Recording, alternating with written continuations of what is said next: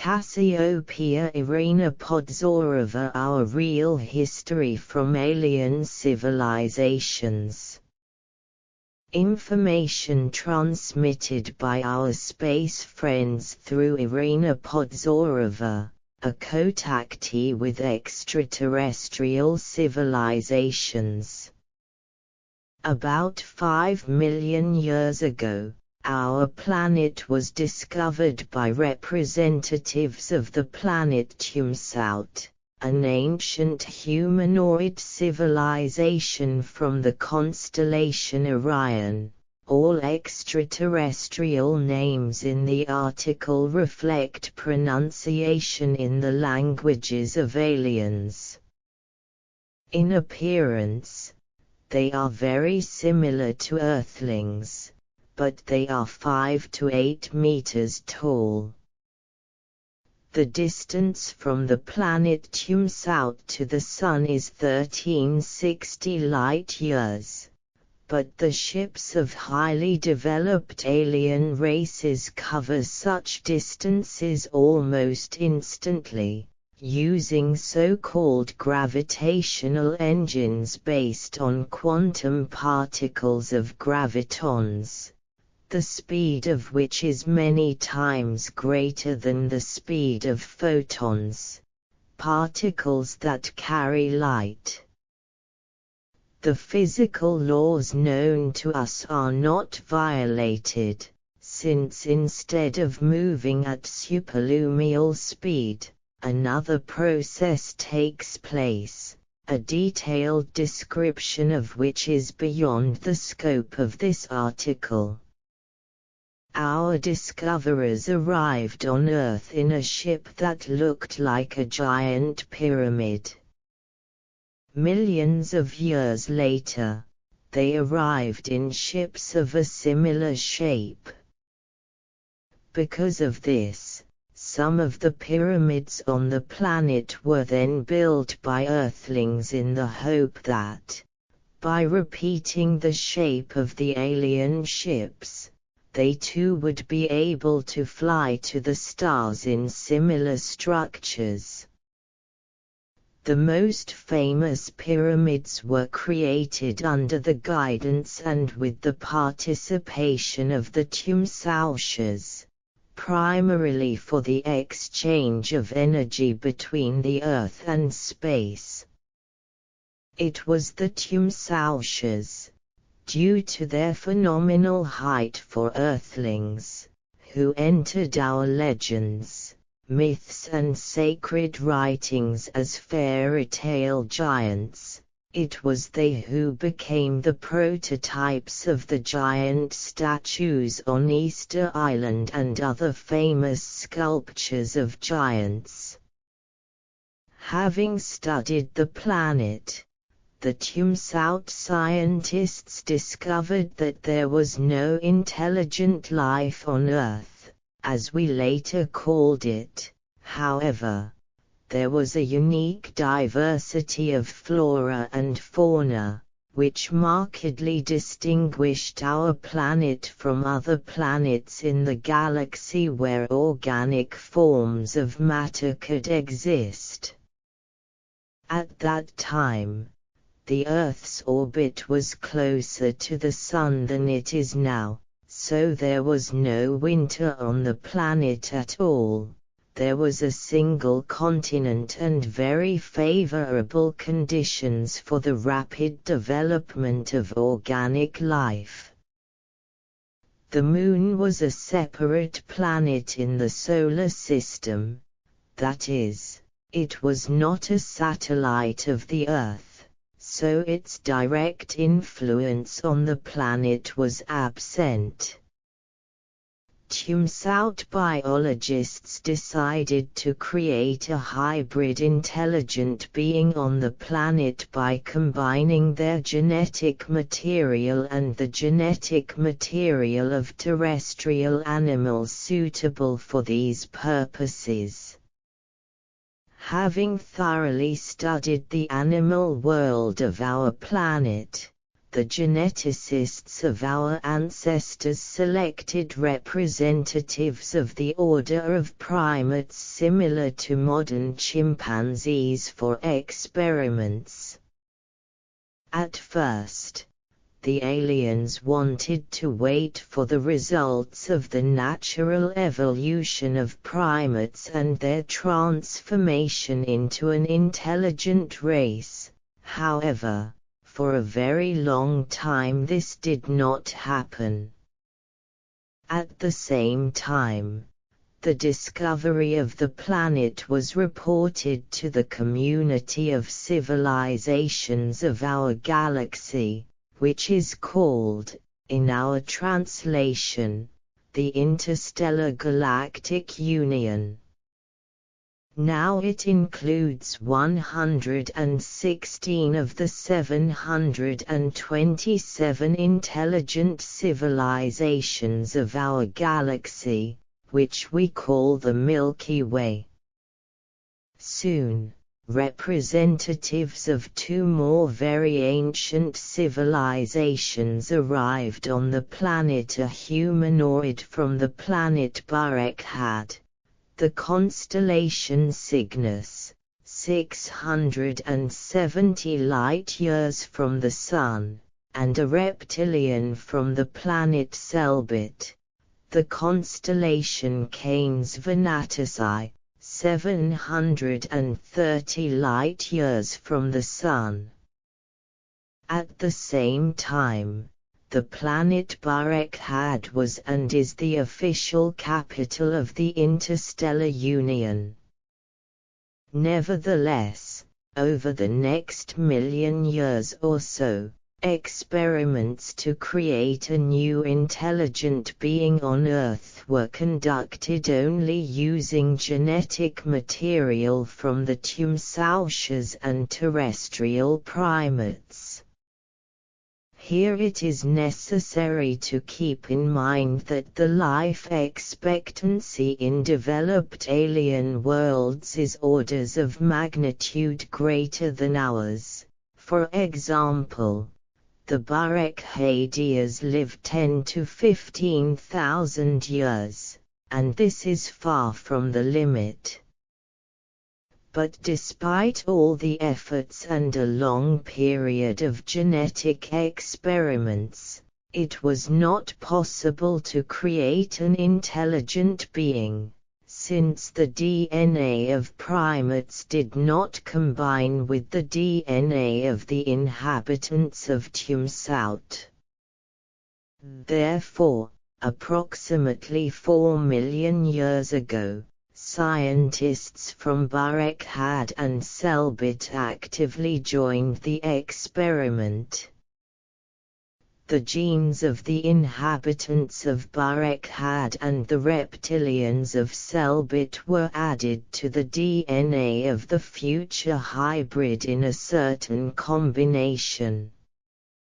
It was after a significant proportion of the genes of Barekhad had been added to this genetic code that, approximately 3 million years ago, it was finally possible to breed the planned genetic hybrid. Thus, its DNA contained a combination of genes of 4 creatures, 3 extraterrestrial races and terrestrial primates. Subsequently, this hybrid developed into a human. At the same time, the main achievement of the alien scientists was precisely that they managed to breed a creature with a physiology and energy that was suitable for the embodiment of an intelligent soul from the spiritual world, which, in fact, is the criterion for declaring any creature intelligent. That is, as a result, the arrival of intelligent souls into the bodies of the created hybrids began to occur in the same mode that exists in us now, during the process of conception and pregnancy. You can read in detail about the structure of the spiritual world, our original home, in a special article by Irina Podzorova on this topic. And now about the proportions in which the genes of our ancestors entered into the DNA of the originally created earthly people. Terrestrial primates 45%, gods 35%, Tumsautki 15%, Selbetuftsy 5%. That's how it is. So now, dear readers, we know who we really are from a genetic point of view. We have a total of 55% alien genes and 45% genes from the ancestors of modern monkeys. This means that both traditional scientists who insist on our origin from monkeys and esotericists who believe in our alien roots are partly right. As often happens, the truth is somewhere in the middle. But there is still a little more alien blood in us. However, 5% of it are specific reptilian genes, which, in particular, gave our race a certain toughness, and sometimes cruelty, will, courage, determination, and other qualities that are sometimes called fighting qualities. So, our genetic age is now also known 3 million years. Outwardly, we then resembled modern people of the European race, but with a height of about 4 meters. Since the genes of the tall Tumsautians turned out to be dominant over the genes of the other participants in the hybridizatio. The life expectancy of the first people was approximately the same as described in the Old Testament, which came from the Torah, transmitted to Moses. More on this below. However, let us continue and answer the last question in this chapter: why did they do it? The aliens' goal was to create a race of their conscious assistants, intelligent, humanistic beings who had absorbed the best from several civilizations and were ready to further develop to the level of joining the interstellar union as not even an assistant, but an equal participant and partner in the study of the universe and the world as a whole. The entry of our civilization into the interstellar union is their goal now. For this purpose they maintain all contacts with us. More details about this will be given at the end of the article. What was the story of the first people's fall actually like? Who is Lucifer and his role in the history of humanity? First of all, let us say here that purely technically the first people were obtained using a process that is today called in vitro fertilization. The embryo of a new creature, bred in a test tube and whose DNA contained genes in the above proportions, was implanted into a female primate, who then gave birth to a baby in the usual way. That is, she became a surrogate mother. As has already been said, the nervous and energy system of the embryo attracted an intelligent soul from the spiritual world for incarnation. This finally happened, as with us, during pregnancy. The aliens created 9 pairs of primordial people, the first men and women. That is, a total of 18 individuals, not 2.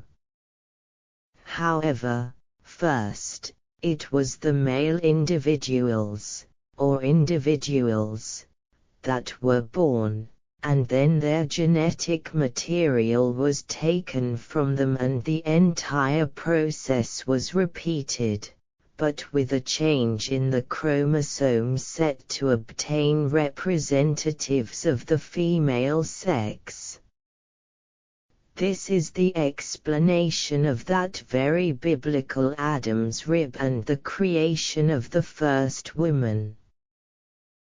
The names Adam and Eve, as well as Lilith, who, according to legend, was the very first woman even before Eve, are most likely both a conventional designation of the entire team of the very first people, and names of specific entities adapted for us, possibly born the very first in this team. But please keep in mind that starting with the word names in the previous sentence, this is my personal assumption, because such information has not yet been directly transmitted to Irina. It can also be assumed with a high degree of probability that Lilith, who, according to the same legends, God later destroyed and created Eve, was, for some reason, not viable or did not attract a rational soul from a sufficiently high, in the opinion of our creators, plane of the spiritual world for incarnation. Well, what about the apple? All the action of creating a new race took place on a huge alien base, located in the place where the waters of the Mediterranean Sea now splash, but at that time it was the central part of a single earthly continent.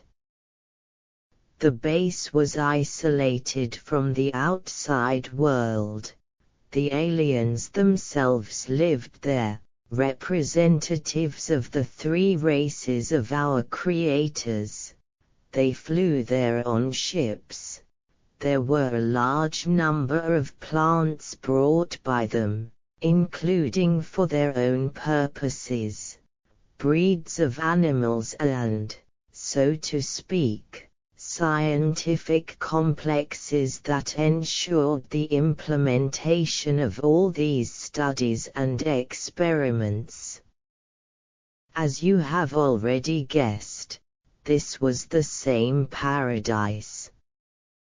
Its size, together with the cosmodrome and the giant semi-artificial forest, garden, surrounding it, was as much as 480 square kilometers.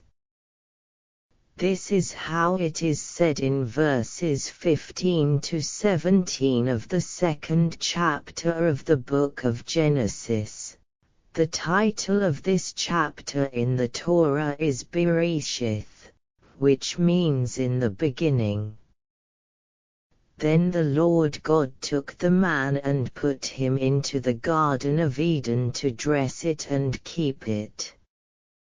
And the Lord God commanded the man, saying, Of every tree of the garden thou mayest freely eat, but of the tree of the knowledge of good and evil thou shalt not eat, for in the day that thou eatest thereof thou shalt surely die.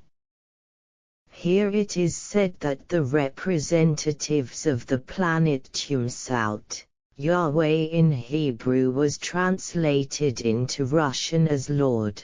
Some of those who came from heaven, Elohim in the original text means not the singular, but the plural. But in the Russian translation it became the word God, settled the created people. In Hebrew, Adam can mean either an individual person or all representatives of our species. In the Garden of Eden this, as we have already said, is the name of a large alien base where man was created. At the same time, we will once again remind you that the climatic conditions at that time allowed plants to bloom and bear fruit all year round. Well, we have come to the main point of this chapter. The notorious tree of the knowledge of good and evil is a Tumsaut plant, which in their language is called Karol. It was necessary to activate the mental and intuitive activity of the inhabitants of this planet. Local scientists bred it by genetic engineering specifically for this purpose, and the Tumsaut people constantly carried its seeds with them on ships in order to always have access to fresh fruits. Due to the peculiarities of metabolism in the bodies of earthlings, the fruits of the Karol were deadly poisonous for them, that is, for us. So those aliens whose duties included caring for the born hybrids and raising them, told them many times about the danger of eating these fruits. No one could even imagine that the already grown earthlings, who had idolized their creators since childhood, could disobey them. And how could one not worship them, when they were of gigantic stature, if we are talking specifically about the Tumsautians, flew on saucers and other devices and showed other technical miracles that would shock us even today. What could have made our first ancestors violate the strict prohibition of the gods creators that they revered so much? Here's the thing. Among these very gods, despite their non-humanoid appearance, were the Selbashirs on equal terms. As talented astrogeneticists and xenobiologists, they also took an active part in the creation of hybrids, not to mention the fact that a percentage of their genome was introduced into the DNA of people. It was the representatives of the Selbashirs at the base who persuaded the first people to taste the forbidden fruit. The Bible in verses 1 to 6 of the 3rd chapter of the book of Genesis speaks of what happened like this. Now the serpent was more subtle than any beast of the field which the Lord God had made. And the serpent said to the woman, Has God really said, You shall not eat from every tree of the garden? And the woman said to the serpent, We may eat of the fruit of the trees of the garden. But of the fruit of the tree which is in the midst of the garden, God hath said, Ye shall not eat of it, neither shall ye touch it, lest ye die. And the serpent said to the woman, Ye shall not surely die, for God couth that in the day ye eat thereof then your eyes shall be opened, and ye shall be as gods, knowing good and evil. And when the woman saw that the tree was good for food, and that it was pleasant to the eyes, and a tree to be desired to make one wise, she took of its fruit and ate, and she gave also to her husband with her, and he ate.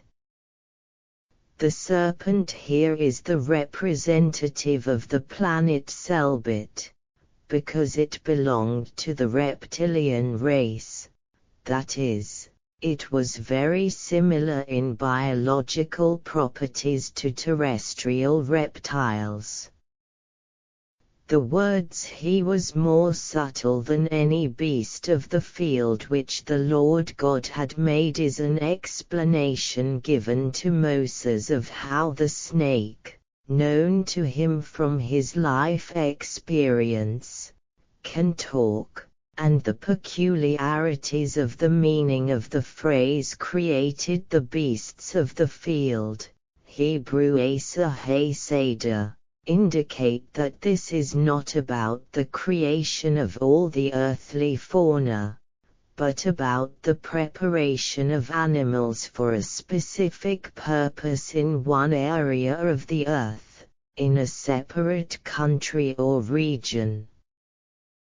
Pay attention to the words, "You will be like gods, knowing good and evil."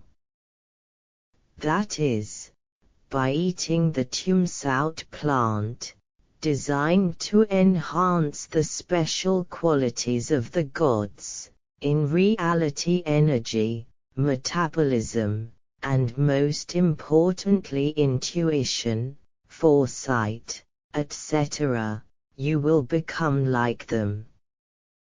Now why did the Selbit man, essentially one of our creators, act this way?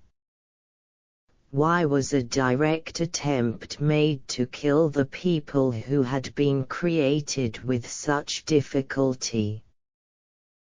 The fact is that from the very beginning the Selbit reptilians expressed dissatisfaction with the too small representation of their genes in the GR type of the hybrid being created. They, together with the scientists of Barekhad and Tumsout, had been working on this task for a very long time and hoped for a proportional distribution of genes. But the Barekhadias and Tumsaushas, as more ancient and more powerful civilizations, made a common decision to reduce the reptilian genes to a minimum, since they considered some reptilian traits dangerous for the hybrid being created. Then Selbit asked to allow them to experiment on creating an intelligent being based on earthly reptiles, of which there were many species at that time. But this was also refused. Our humanoid creators were convinced that two young and such different civilizations would not get along on one planet in peace and harmony and would fight among themselves. As a result of all this, a group of Selbit scientists, without informing the government of their planet, made an authorized decision to stage, so to speak, an accident. That is, to secretly persuade the first Earthlings to taste the poisonous fruit, and then present the consequences of this as disobedience to the creators. They probably counted on the fact that such death of our ancestors would allow the reptilians to put forward a convincing argument. The hybrids rudely disobeyed the creators and behaved so inadequately because their gene proportions were erroneous.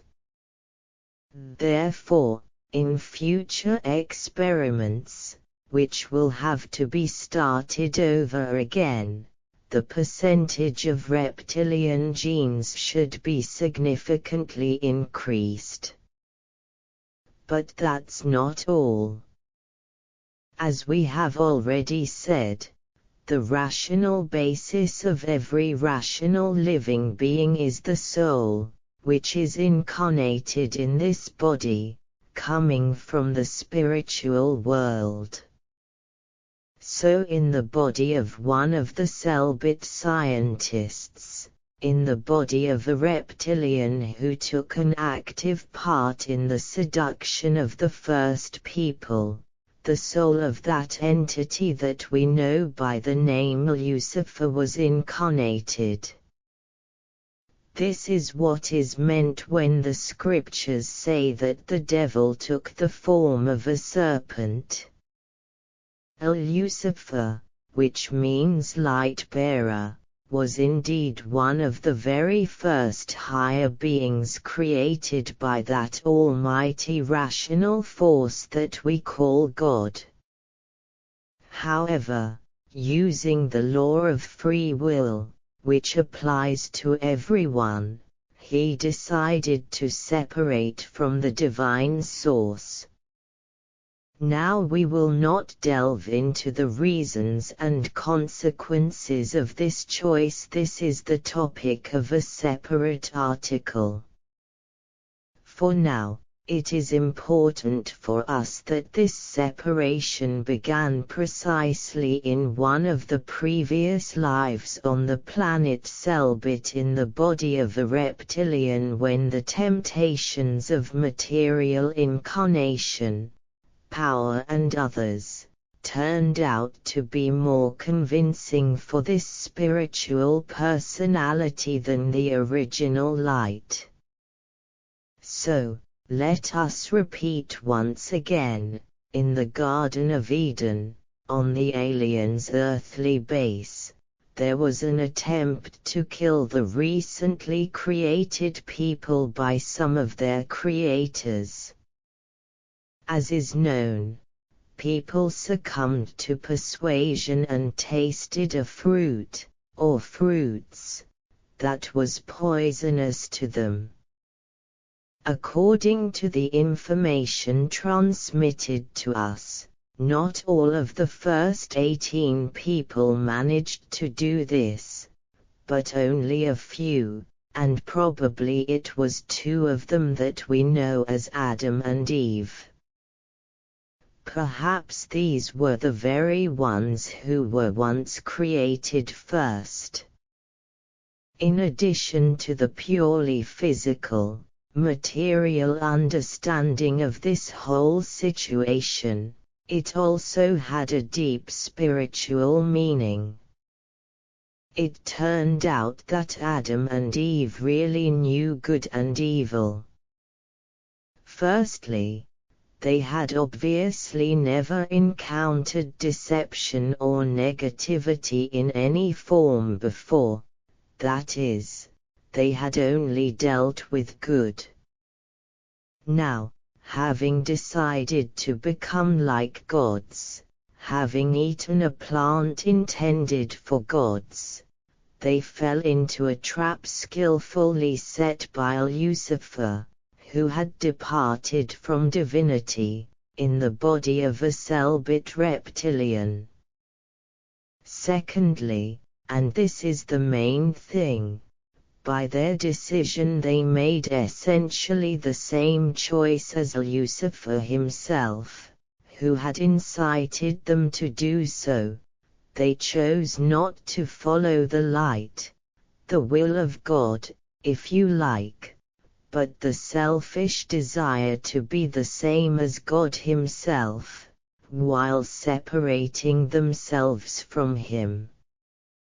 In Christianity, this is usually called pride. Apparently, this was the spiritual plan of the incarnate Lucifer, who found such important allies for himself. Well, what happened next was what we would call today a rescue operation. The Old Testament says that Adam, having sinned, hid from God and did not answer his call. In fact, having tasted the fruit that was poisonous to them, those who ate it found themselves in a state that we would now call a death coma. The poisoning did not lead to instant death. Several hours had to pass. Representatives of Tumsaut and Barek had found our poisoned ancestors in time and managed to cure them, or resuscitate them. When they came to, they, of course, told all the details of what had happened. The truth was revealed. The forces were unequal. So the Selbit criminals were isolated and everything was reported to their planet. The Selbit authorities took the potential murderers, after which they were cruelly punished.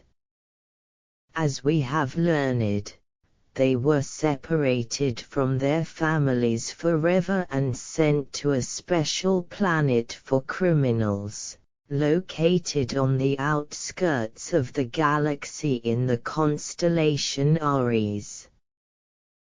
There they spent the rest of their lives in hard labor, deprivation and without hope of release. As you may recall, one of these Selbashirs was an incarnate Lucifer. One can only imagine how this affected him, especially considering that such concepts as remorse or simply a feeling of guilt hardly applied to him. There is something else. In the context of this whole story, it would be logical to assume that some very high bright souls were embodied in the bodies of one or many of our main, humanoid, creators, since Lucifer himself was among the Selbashirs. This turned out to be the case, but we will talk about this in the penultimate chapter of our article. But what happened to the people next?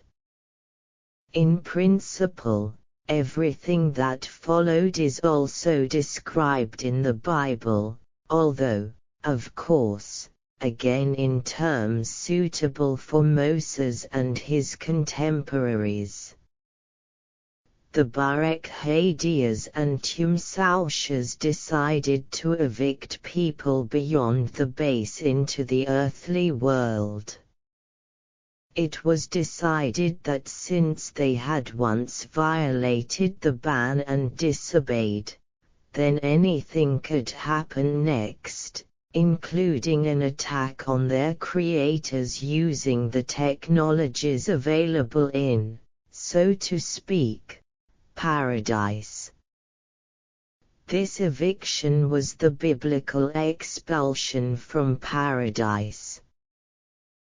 The representatives of Barek Had and Tumsaut, although they remained gods for our distant ancestors, no longer inspired the same love, trust and understanding. People were given the opportunity to live and develop independently. However, despite this, our creators, of course, did not leave people completely without their care.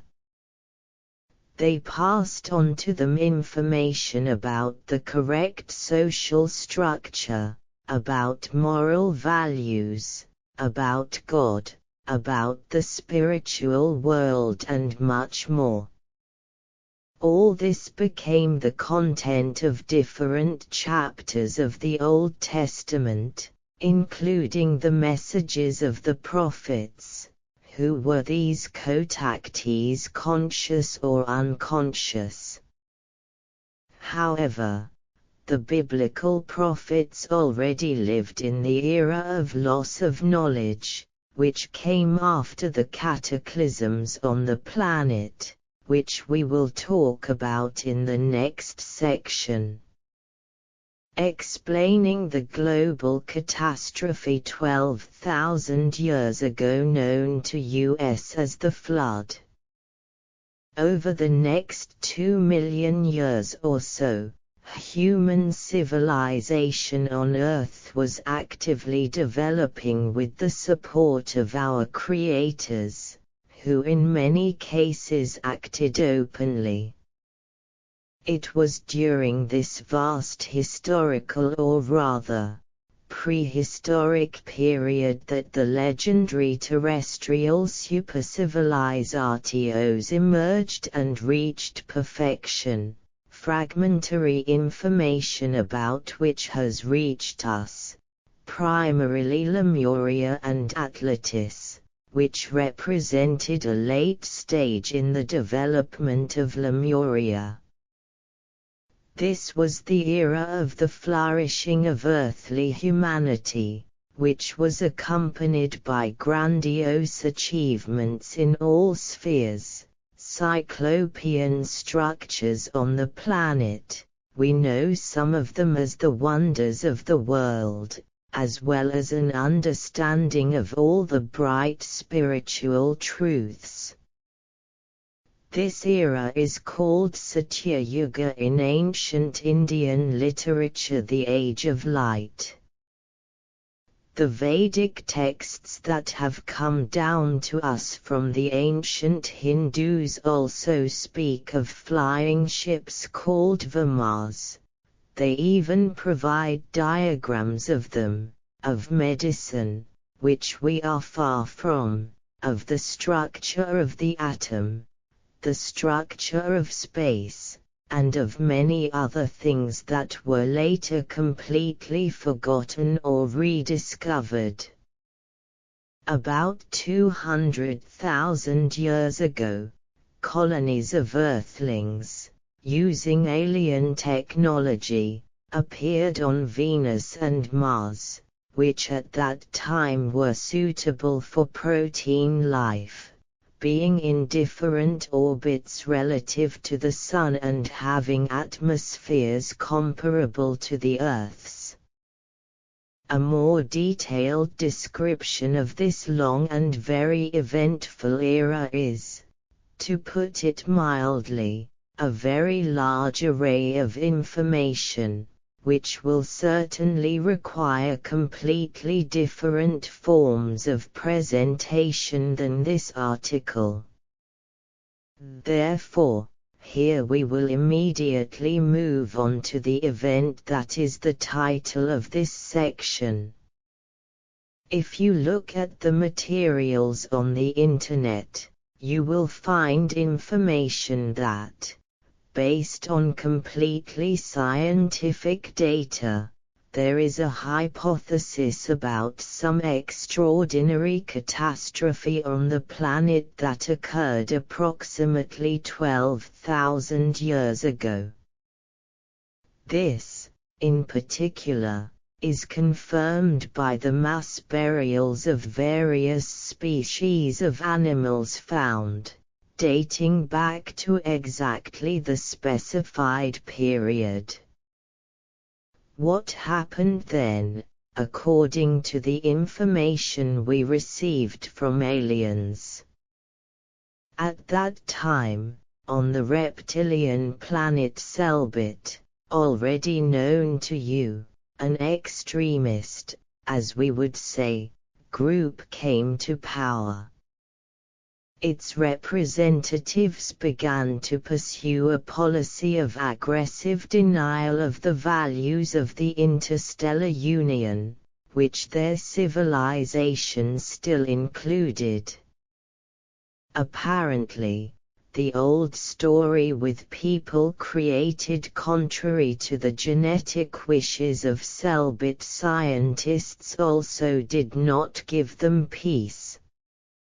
In the end, cell-bit unleashed a war, which first took place in another part of the galaxy, far from the solar system. In our system, everything was still calm for a long time. People and aliens cooperated, communicated and, so to speak, carried out various joint projects. The main base of the aliens in the solar system was located on the planet that we know today under the name Phaeton. It was located between the orbits of Mars and Jupiter at a distance of approximately 2.8 astronomical units from the Sun.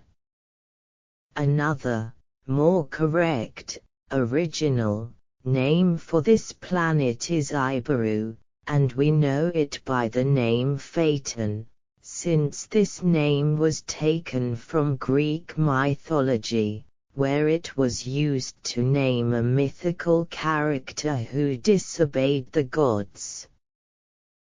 There were also bases on other planets, including the Moon, which was in a separate planetary orbit, further from the Sun than the Earth's. The center of Earth civilization and at the same time the central base of the interstellar union on Earth was a megalopolis, let's call it that, located on a huge mountain in the place where the notorious Bermuda Triangle is now located. There was dry land there then. 12,000 years ago, the population of Earth and its colonies reached approximately 55 million people. Our planet still had essentially a paradise climate, summer temperatures all year round, and there was practically no snow or ice anywhere. Such a life did not in any way imply the presence of any serious military structures capable of repelling external aggression. Apparently, this is what the cell-bitites, who had become aggressive, were counting on when their military fleet unexpectedly invaded the solar system. Traveling on gravity engines, which were already in place back then, makes it possible to almost instantly find yourself at a given point in space without any preliminary physical signs of the ship's movement to this point for an outside observer. The cell-bit fleet naturally struck its first blow at Phaeton in order to immediately destroy the main center of possible resistance. It was a question of the massive use of geophysical and space weapons at the same time, nothing similar to which we, fortunately, have insight. Apparently, nuclear weapons are simply resting in comparison. Based on what we were told, this weapon is based on the same gravity and causes fast-moving irreversible cataclysms on a relatively small planet of such power that they very quickly lead to the planet's disintegration into fragments. This is exactly what happened to Phaeton. Now in the area of this destroyed planet, the existence of which was suspected by a number of terrestrial astronomers, there is a well-known asteroid belt of different sizes. These are its remains. Everyone who was on Phaeton died. Immediately after this terrible blow, representatives of the Interstellar Union, who were on ships in space and at other bases, quickly calculated the entire situation with the attack on Phaeton and realized what was happening. It became clear that Selbit's next targets would be Earth, as the cradle of humanity, as well as Mars, Venus and the Moon. It should be borne in mind that we are not talking about some long period of time here. Everything happened in minutes and even seconds of earthly time. Naturally, an urgent call for military assistance was immediately sent to the MIS from the solar system. For communication, the aliens do not use slow radio waves, but completely different means, the so-called glue-on communication, which really do deliver information almost instantly. However, in order to send us military ships capable of stopping the aggressors, a certain amount of time was still needed. Therefore, the unarmed ships of Barekhad and Tumsaut, which were in space near us, essentially sacrificing themselves, tried to disrupt Selbit's plans or at least buy time until the appearance of the combat fleet of the Interstellar Union. I will make a special reservation at this point. I understand perfectly well that many of those reading this chapter have already drawn an analogy with Star Wars and are ready to treat everything exclusively as science fiction.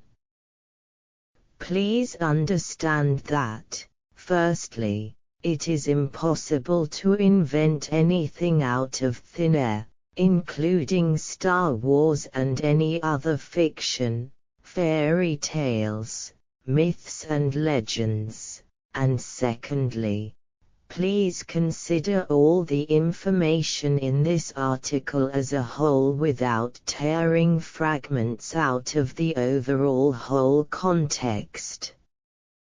Let's continue. In parallel with the confrontation in space, our creators did everything possible to save Earthlings both on our planet and on Mars and Venus. Almost all colonists from Venus were evacuated to lunar bases and alien ships before the Selbit weapons were used on it. Unfortunately, almost everyone died on Mars. Since they could only destroy a small planet in the manner described above, other types of weapons were used on Mars, Venus and Earth. Thus, on Mars, the Selbit weapons caused the collapse of the atmosphere. In fact, cities and bases on the surface were swept away from the planet along with the atmospheric shell. However, their traces can still be found in the area of one of the polar caps of Mars. However, Selbit's original plan to destroy everyone on all planets at once was thwarted, as far as we could tell, for two reasons. The Selbishiers did not expect that unarmed ships would resist them, taking the blow themselves, and they also underestimated the capabilities of Barekhad and Tumsaut. In the Solar System, about 1 Earth hour after the strike on Phaeton, the first military ship called for help appeared, and this gave a chance to save some people, although this ship itself was soon destroyed by Selbit's superior forces. However, Selbit still managed to deliver a massive blow to Earth. This was a geophysical weapon, which was a bomb launched from space. They looked like huge white balls that fell on the planet, connected with the Earth's core, and caused a number of global cataclysms, from unprecedented floods to massive volcanic eruptions. The power of this weapon was such that it caused a split in the single earthly continent. Tectonic plates diverged, Africa and South America were formed from the single continent, as well as other parts of the land, many islands, and so on. Other types of alien weapons were also used, which caused a fiery rain effect on the surface and other phenomena capable of destroying all life. One of the first terrible blows was deliberately delivered to the aforementioned capital of the earthly civilization on the site of the current Bermuda Triangle. As a result, not only a deep depression was formed there, which then filled with seawater, but also a serious interdimensional portal to plasmoid worlds, which is the cause of the mass anomalous phenomena observed in this area. This portal arose, in particular, due to the fact that a very large number of Earthlings and aliens from different civilizations died here at the same time. I hope that behind the dry lines of the article you realize the scale and tragedy of this entire planetary catastrophe. But everything was even more serious. The Selbit people, using the gravitational field of their ships, shifted the Earth's orbit, and it began to move away from the Sun. The climate on the planet began to change dramatically. What we now call winter appeared, snow began to fall. And most importantly, the Earth's orbit approached the orbit of the Moon, as already mentioned, a separate planet at that time.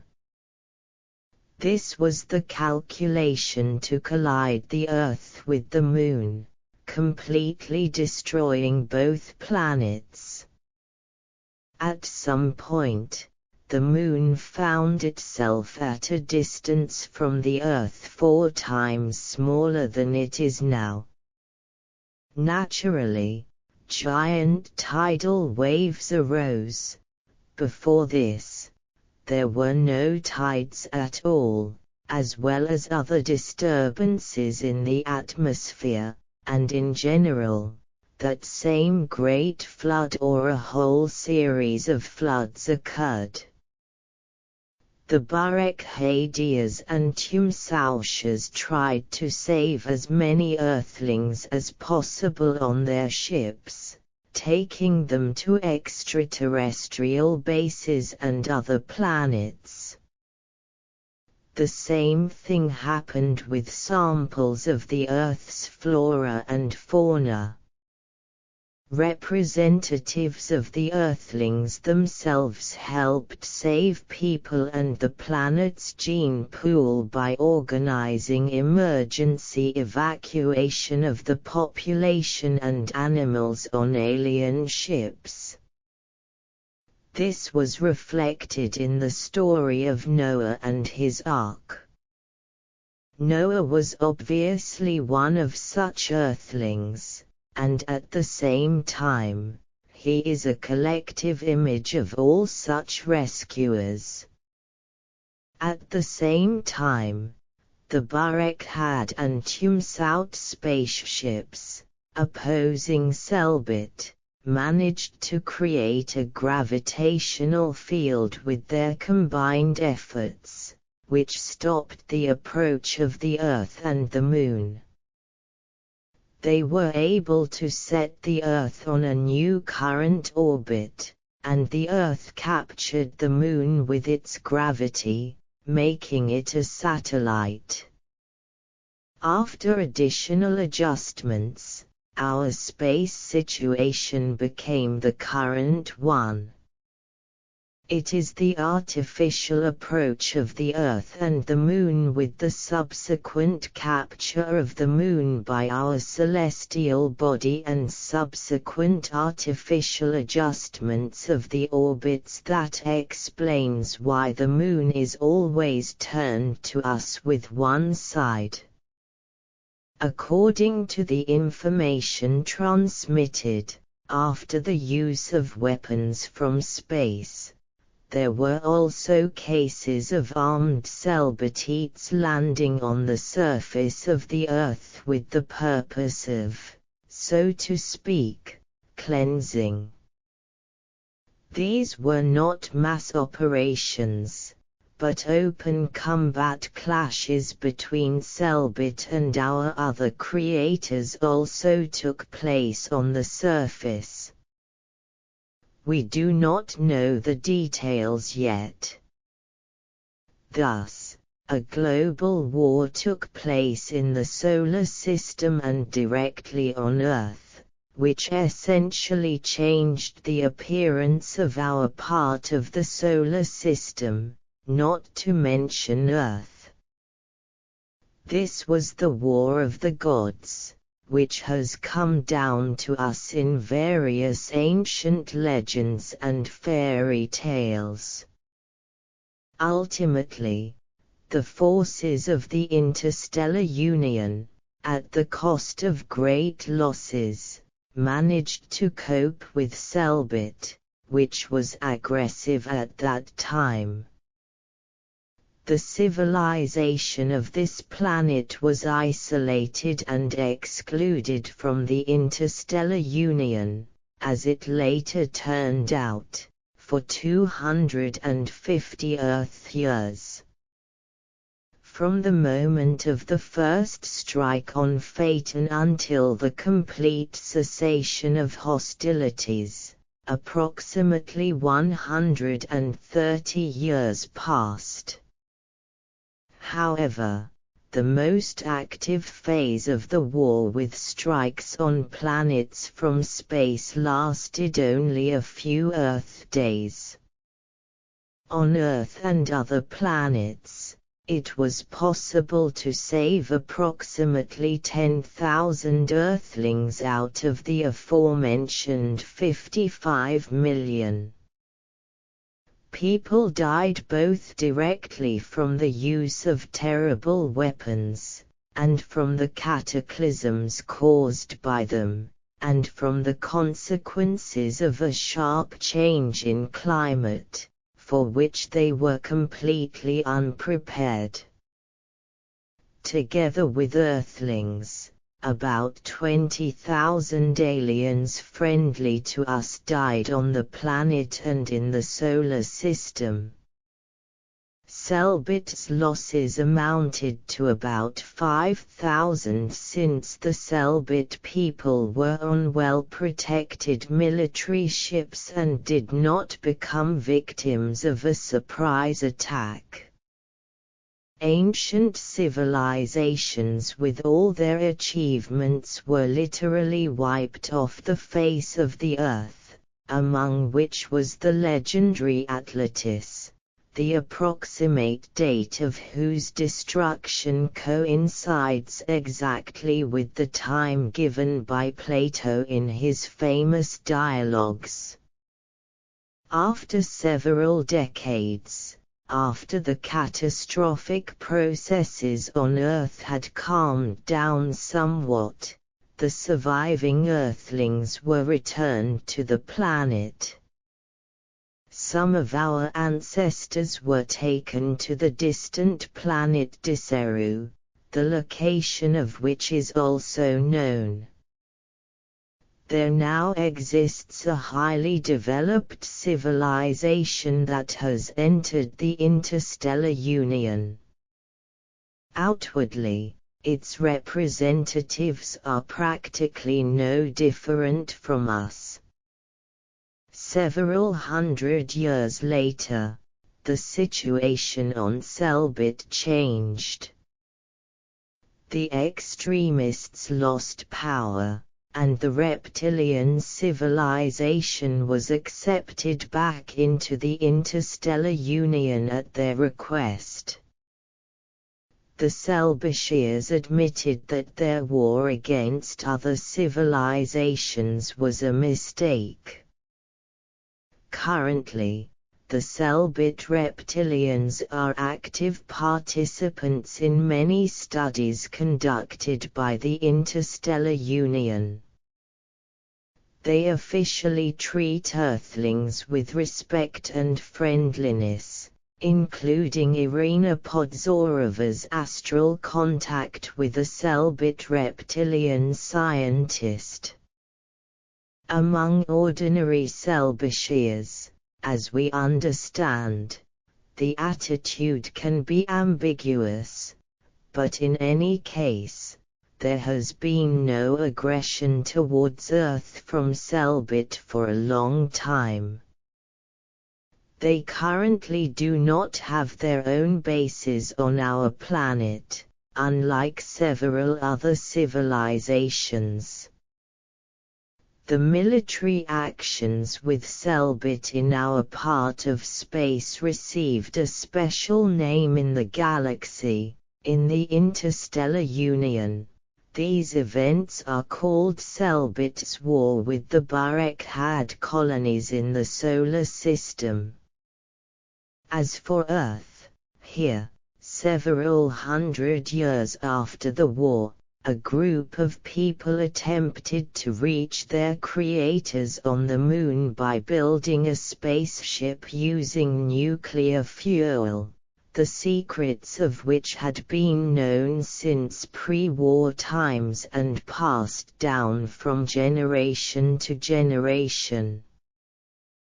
The ship they built was imperfect, dangerous for Earthlings and for the ecology of the planet, so our elder star brothers decided to intervene and explain to people that the time for flights into the sky had not yet come, and there was still much unexplored on their native Earth.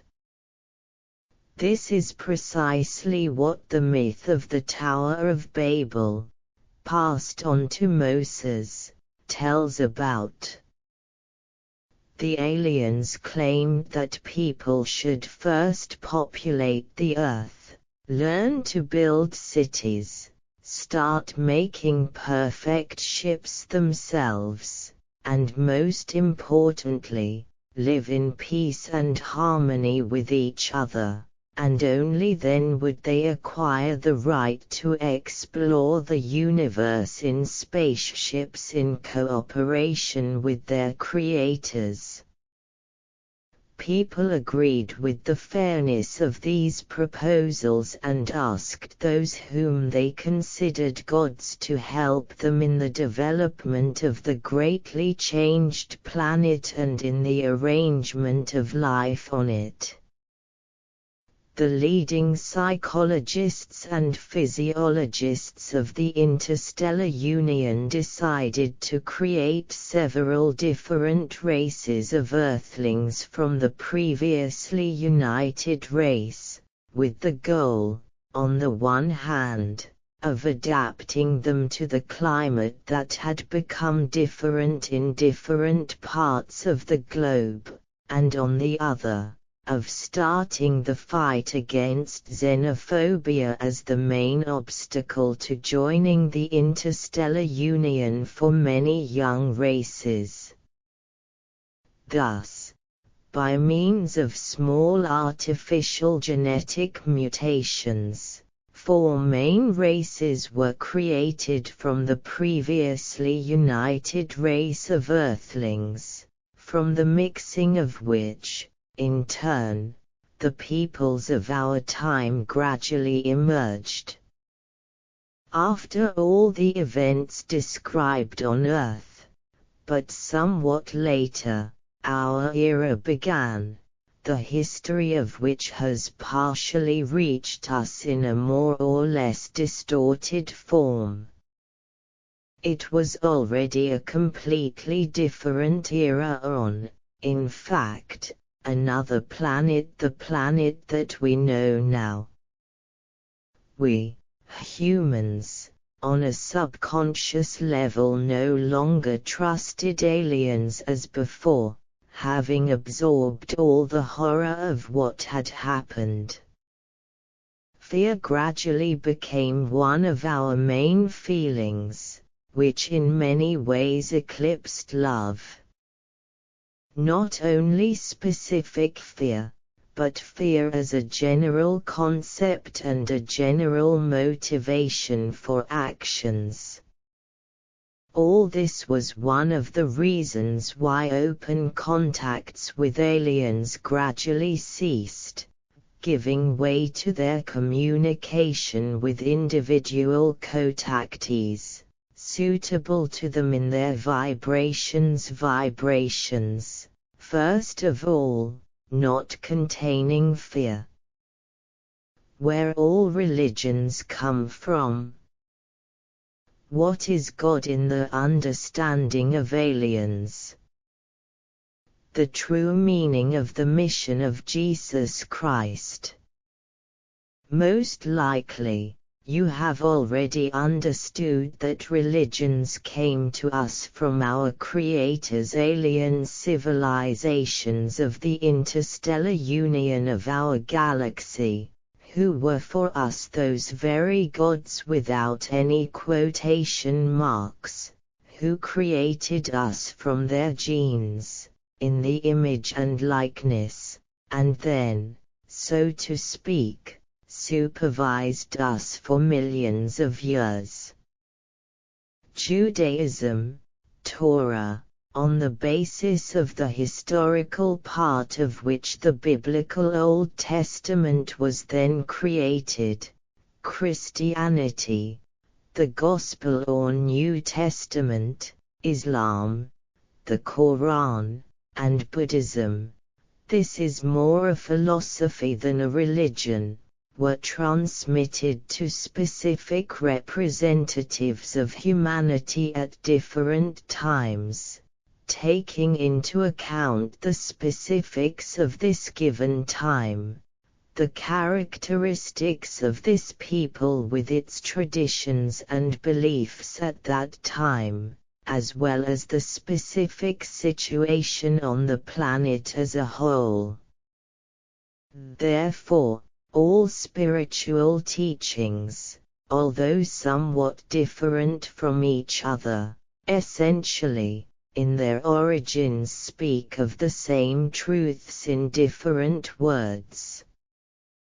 In addition, each subsequent teaching, for example, in the chain Judaism, Christianity, Islam, is like an update of the previous one, not denying, but transforming past truths, taking into account the new stage of development of society and new socio-cultural conditions when transmitting the updated teaching. All the enmity between their followers is caused not by the difference in basic postulates, but, intentionally or not, by the distortions introduced, fragments that were torn out of the linguistic or historical context as a rule, in order to serve certain, not very spiritual goals of different groups of representatives of these movements. So what is God, according to aliens? They consider God to be our common creator of all that exists, the creator who created all souls from himself, and then all worlds, including the spiritual and later the material. We will now try to describe all this very, very briefly and in the most understandable words. All souls were created at once and forever. It really was at a certain moment, but time itself did not exist then. So we can assume that in time, which appeared later, you and I have always been just like God himself. That is, despite this specific, but timeless moment of creation, each of us has always been and always will be. This is precisely the real always in both directions without any reservations.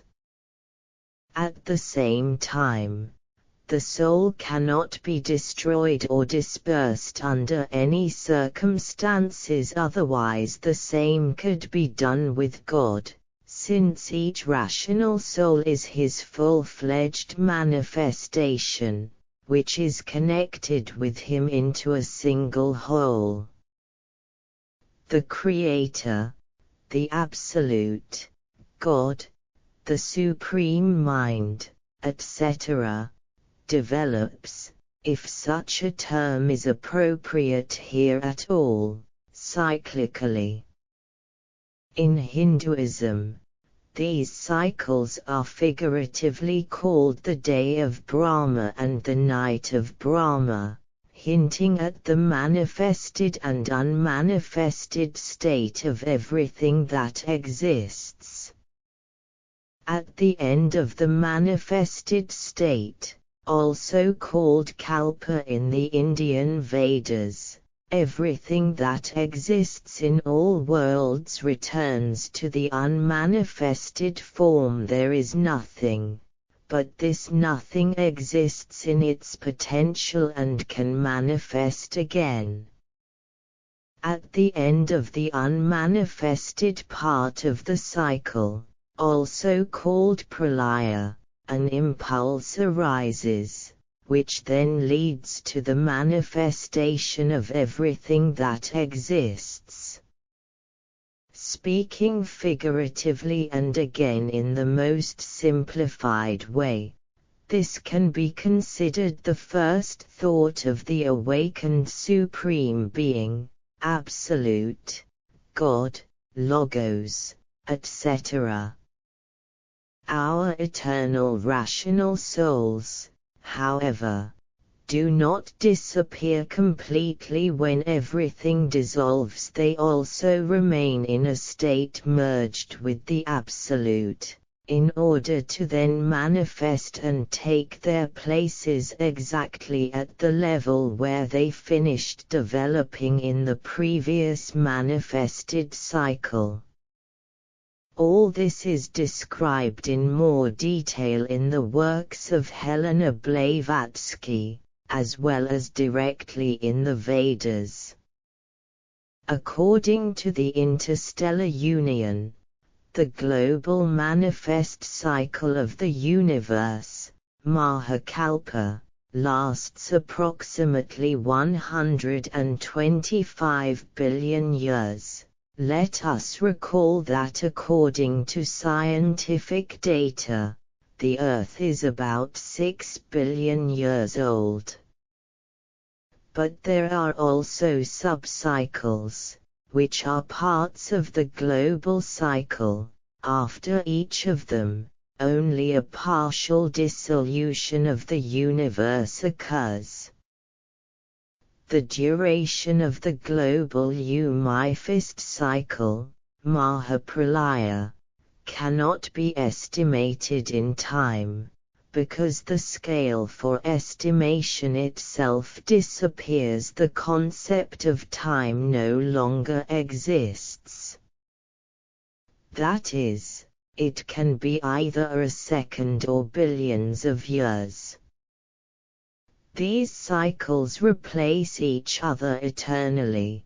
They have neither beginning nor end, although our limited mortal mind, namely the mind, not the soul, is not able to comprehend this. Logic does not work here. Now that we have, albeit at the most simplified level, figured out the cycles of the universe, let us return to our topics. However, here I would like to immediately warn you all. Now there will be information that will certainly conflict with the dogmatic stereotypes of many believers.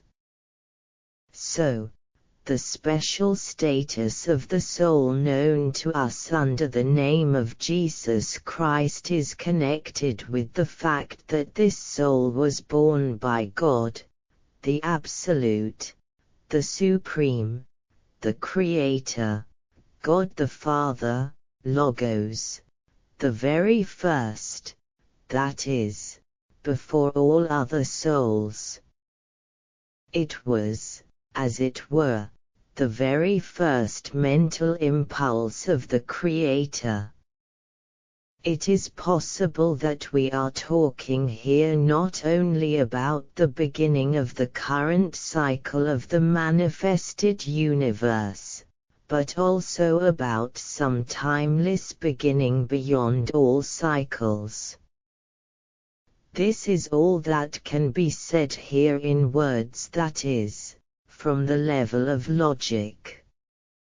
Only then, at one moment, were all other souls created, including ours.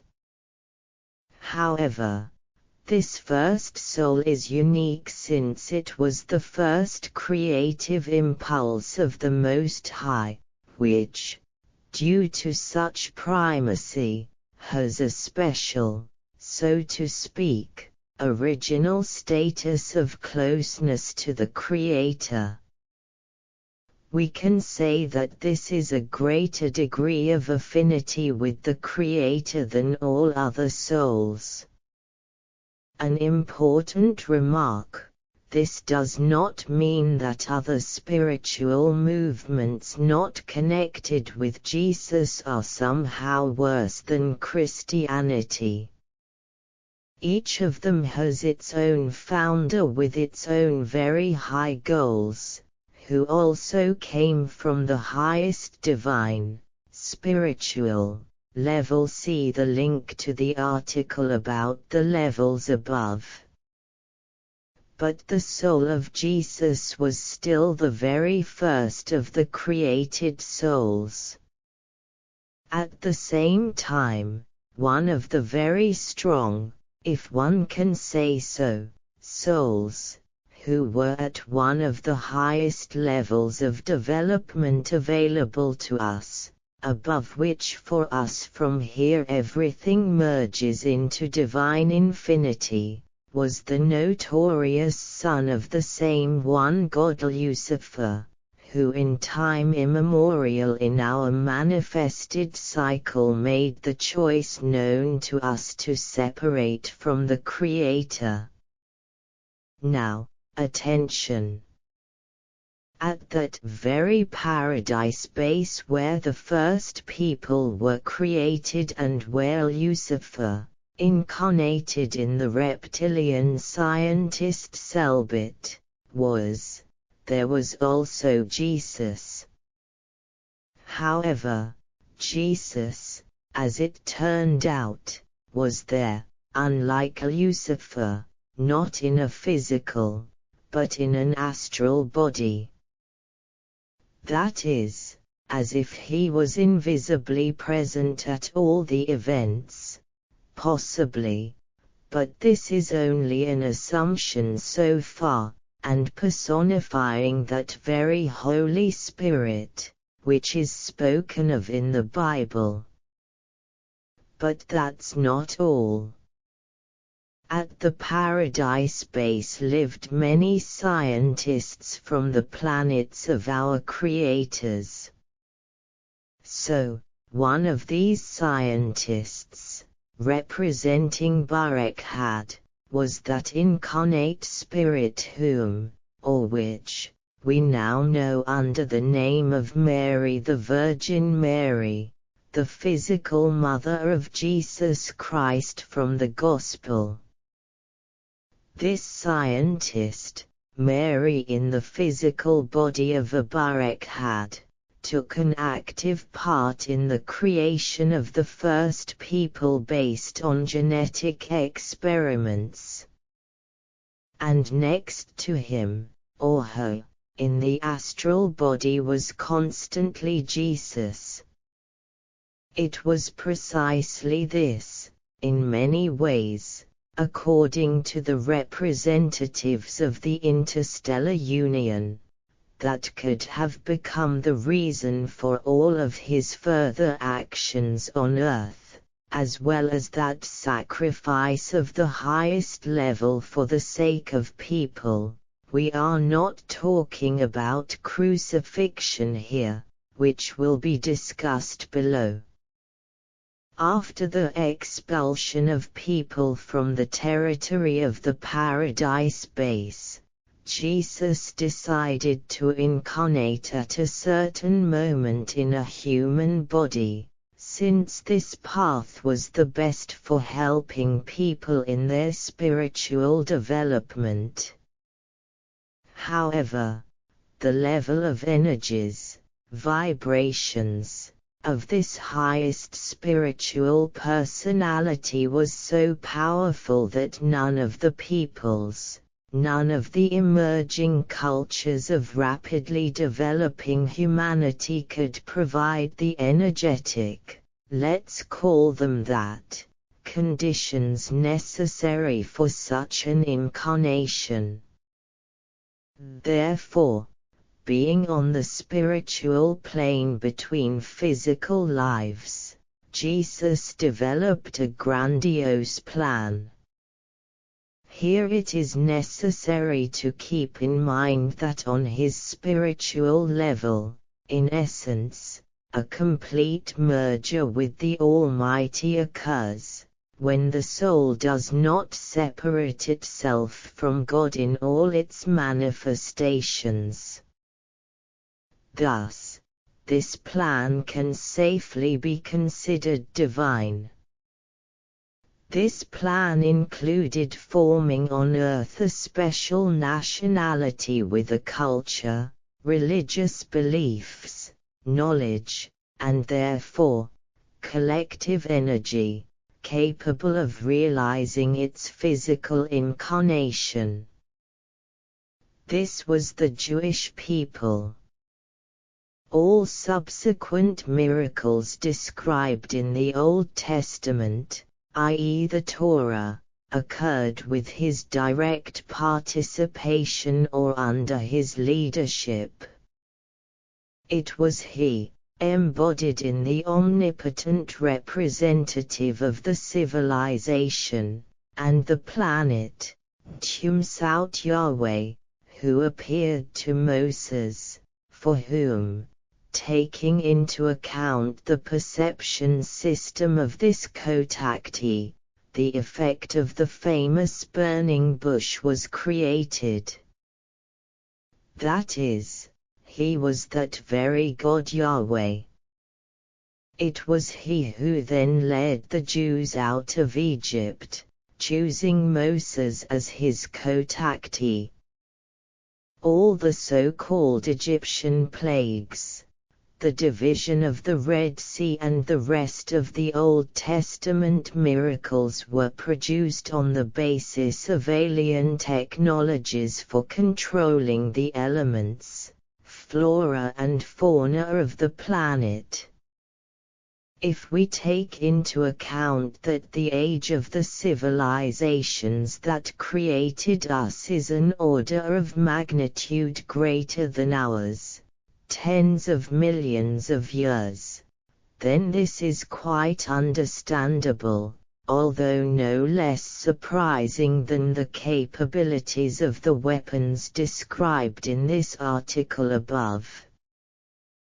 The Egyptian priests could not resist these technologies, because their patrons were the so-called plasmoid civilizations, spirits of nature, which were on lower vibrational levels than Yahweh, Jesus. In this context, it becomes clear who, why and how transmitted the tablets with the commandments to Moses, who was selected by vibrations, an alien ship, surrounded by a cloud of plasma, really hovered over Mount Sinai, as some esotericists assume. What the manna from heaven was, a balanced nutritional mixture of artificial origin, which was sprayed from ships over the Jewish camp at night. What the Ark of the Covenant was, a generator of high-frequency radiation, serving for various purposes, and made by the Jews according to the technology precisely transmitted to Moses, and so on.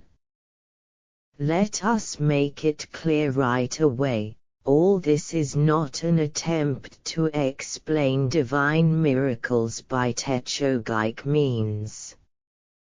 For us, not to mention the peoples of antiquity, these miracles are in fact just that divine, because they were truly revealed by our Creator gods for our salvation and development. There really was divine will in this from the highest levels, and it is quite possible that spiritual light-bearing beings, angels who partially or completely materialized their subtle bodies, really took part in all this.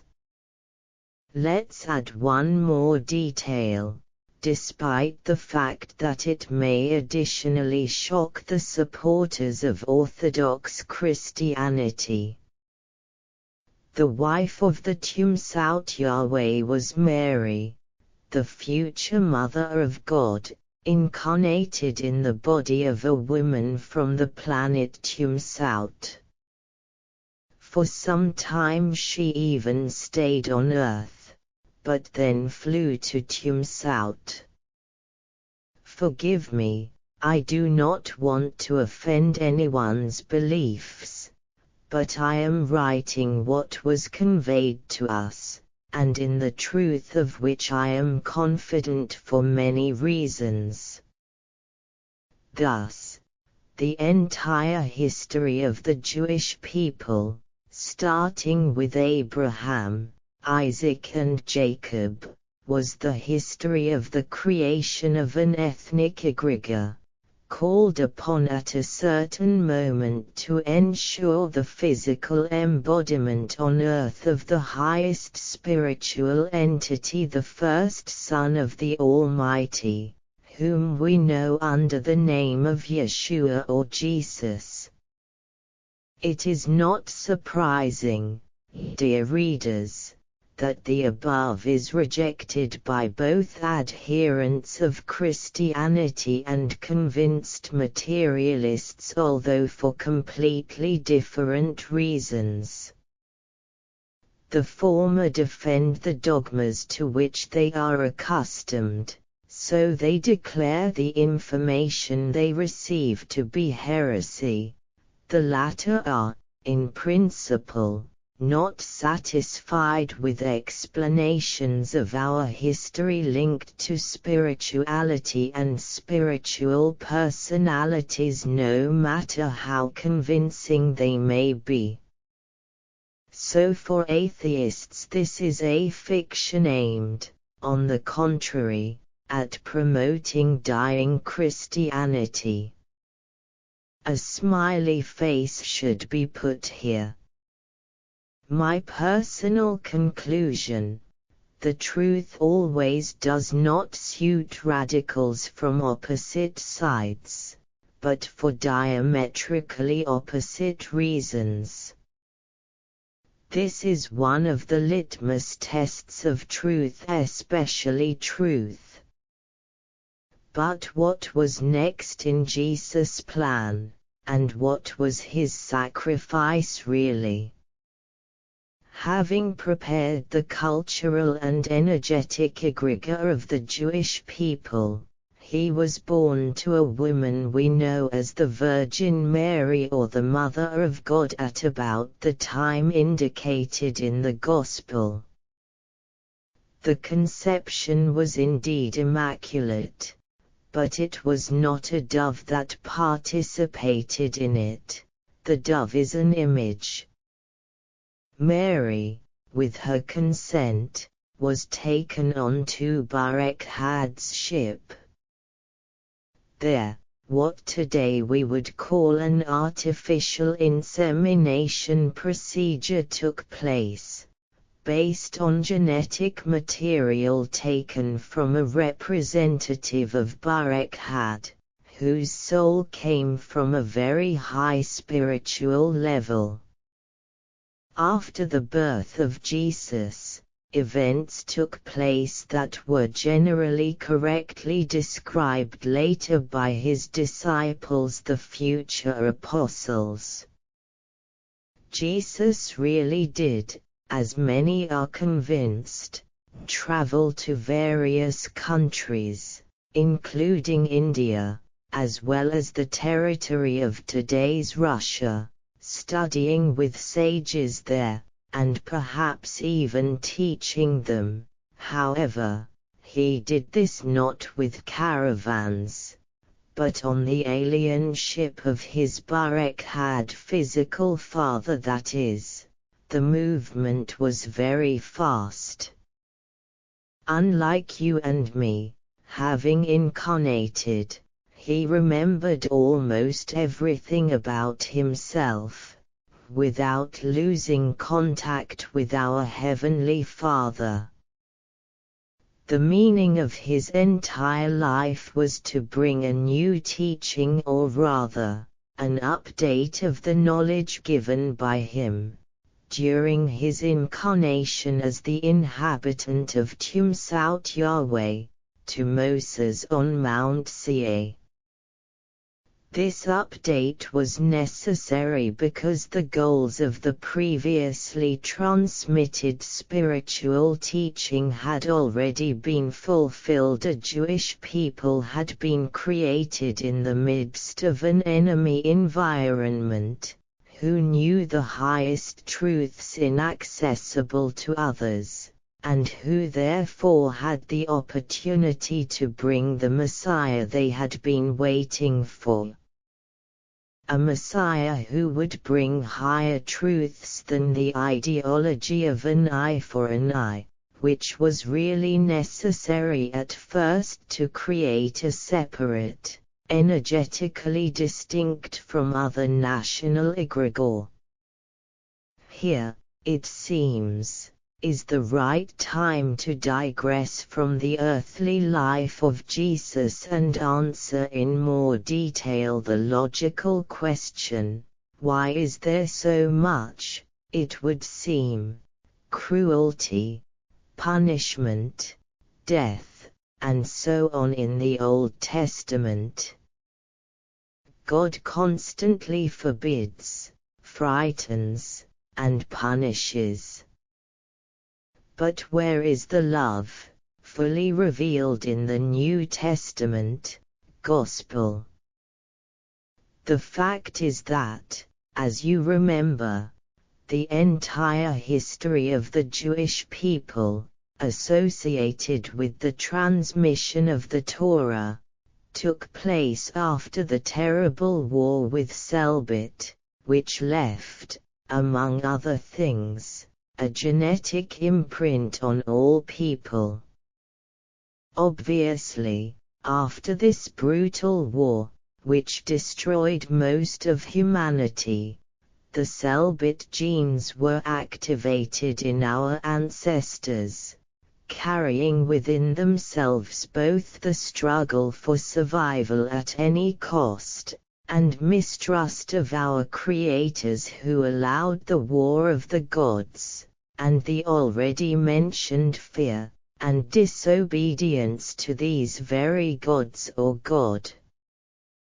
In addition, and this is important, before the war, during the Age of Light, in Sanskrit, Satya Yuga, our genetic code lacked genes responsible for the production of enzymes in the body that are necessary for digesting protein products of animal origin, meat, fish, etc.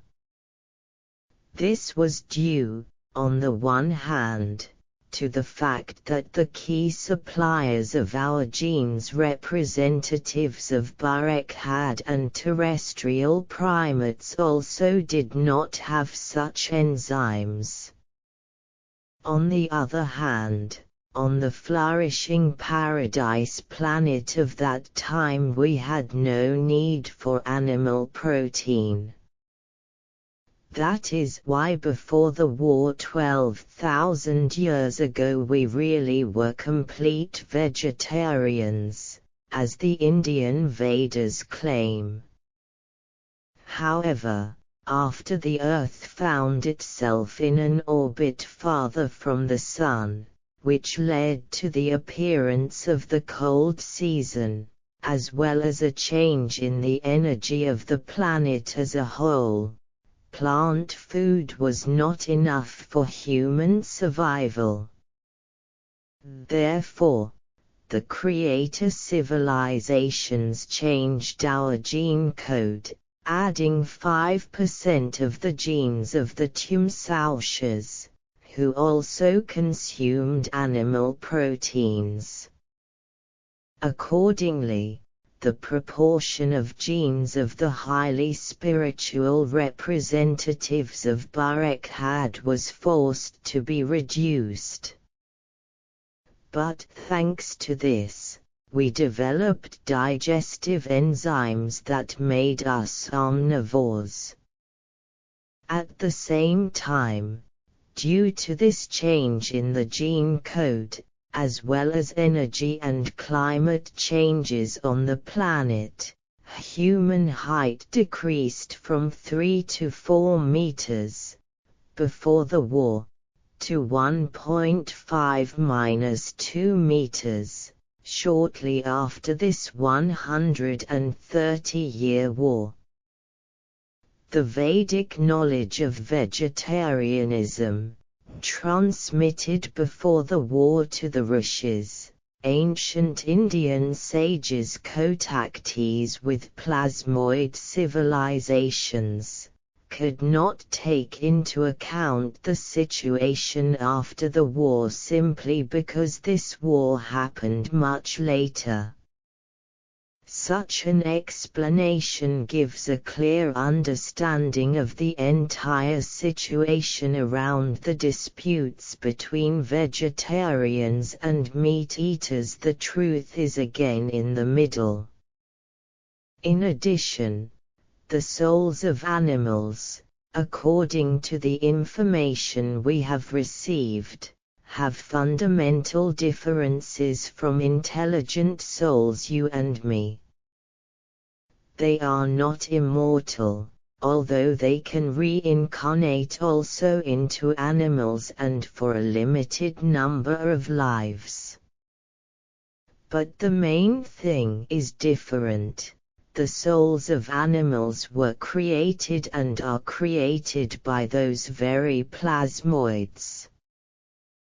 That is, intelligent subtle material entities, whose civilizations passed on the Vedic knowledge. They have their own specific views on the material world and physical embodiment in it, which they consider only an erroneous separation from God. In contrast to the civilizations of the interstellar union, which regard incarnations in physical bodies as the most important part of understanding the universe, but most importantly as a unique opportunity for the development of the soul. Plasmoids consider the animal souls they created to be their children and, naturally, have tried and continue to try to convince earthly contactees not to touch animals, not to eat them, and so on. In many cases, this is entirely justified, but, as we now understand, it has a specific reason, not always connected with the inevitable lowering of spiritual vibrations due to eating meat. As for example, the prohibition in both the Torah and the Quran on eating pork, here everything is even more pragmatic. Pigs are carriers of a severe parasitic disease, trichinosis, caused by small rootworms called trichinella. They can only be destroyed by heat treatment, cooking the meat for many hours. Neither the ancient Jews nor, much later, the Arabs could have done this in their living conditions. That is why pork was strictly prohibited to prevent infection. Too frequent consumption of coarse meat products, however, can really cause harm on many different levels. That is why Christianity and Islam have a system of cleansing fasts, tied to the specifics of a given people and culture. In addition, as is known, Judaism and Islam also have systems of rituals that cleanse the food itself, especially meat, from various kinds of negativity, respectively kashrut and halal. As far as I understand, it was precisely in order to rebuild the new spiritual teaching of the time of Moses from the pagan traditions coming from plasmoids and connected with the worship of animals. It was not for nothing that the Jews made the notorious golden calf and worshipped it in the absence of Moses, causing his anger and forcing him to break the tablets, that the entire system of animal sacrifices to the god Yahweh was introduced. At the same time, the killing of living beings connected with the consumption of meat food really does coarsen the consciousness. This is another reason explaining the significantly more rigid approach in the spiritual instructions transmitted to people at that time, as well as the very harsh consequences of disobedience. And the last thing.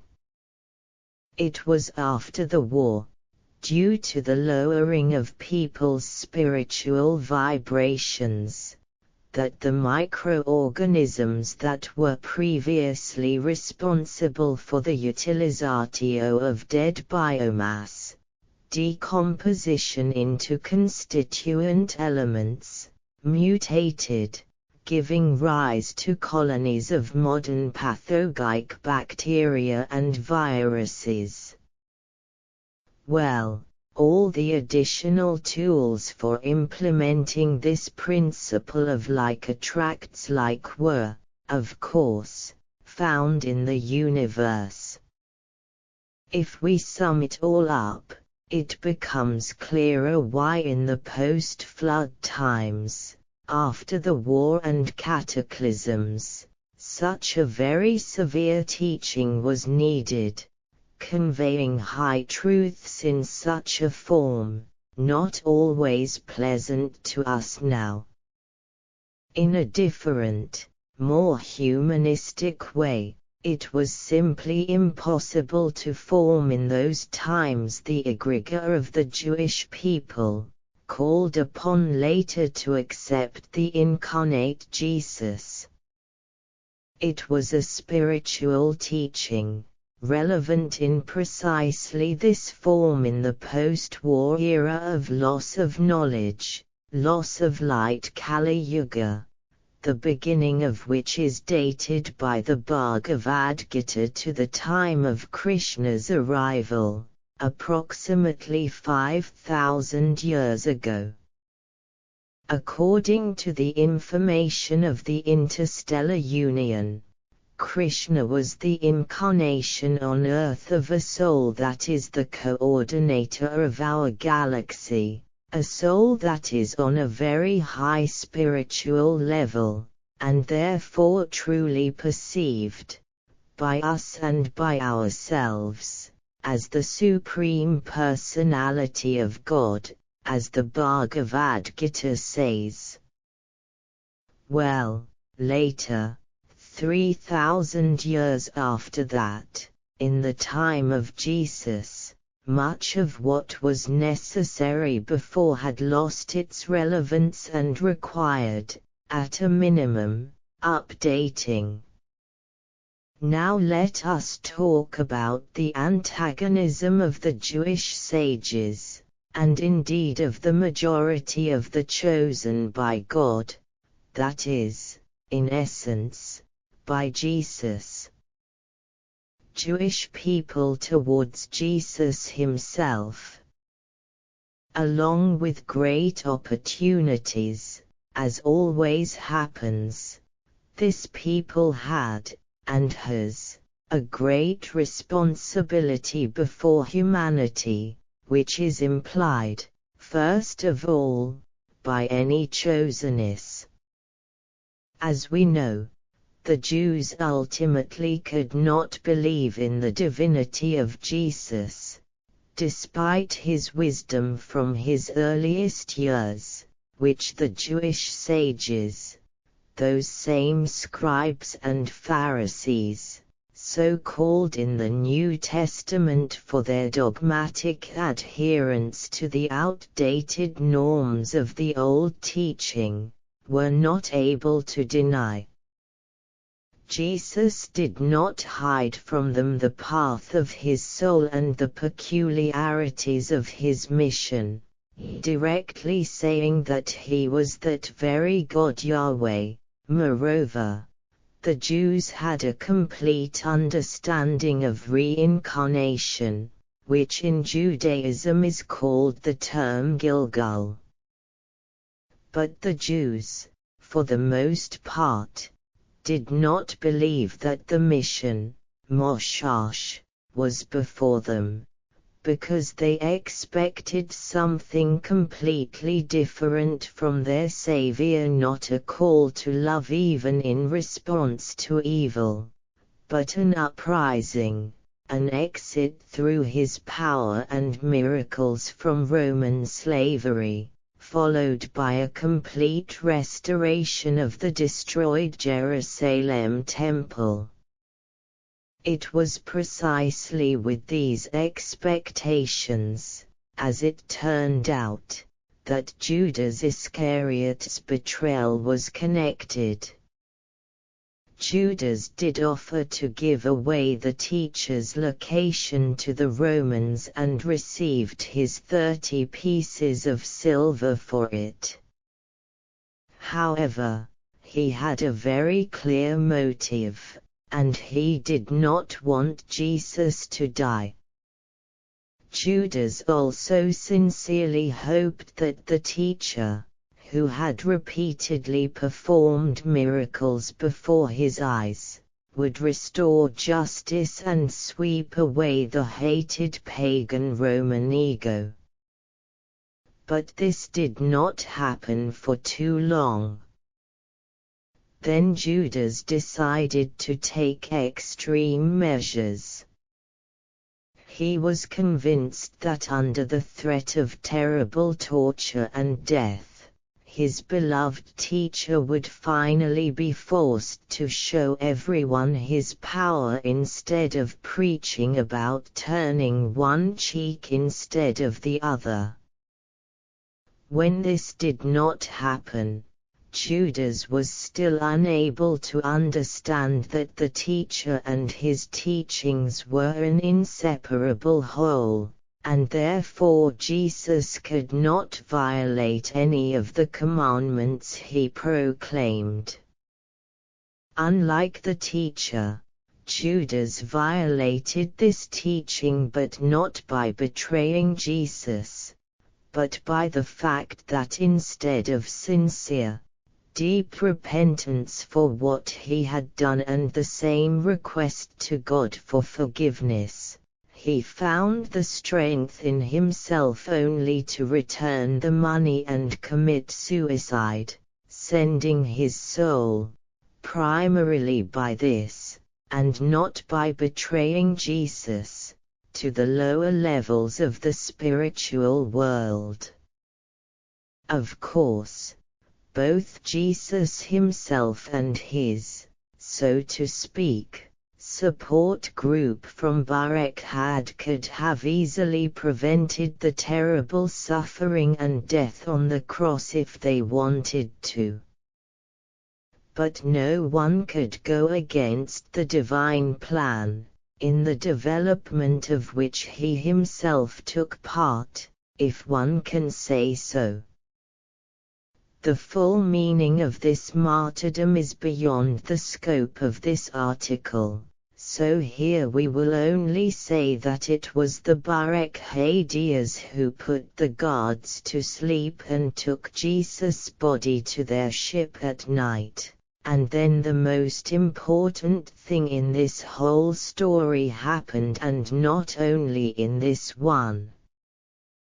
During the time between his physical death and coming to the future apostles, Jesus, being in the spiritual world, made the very choice that is his supreme sacrifice. More precisely, it was outside of time, because everything happened in the spiritual world, where there is no time.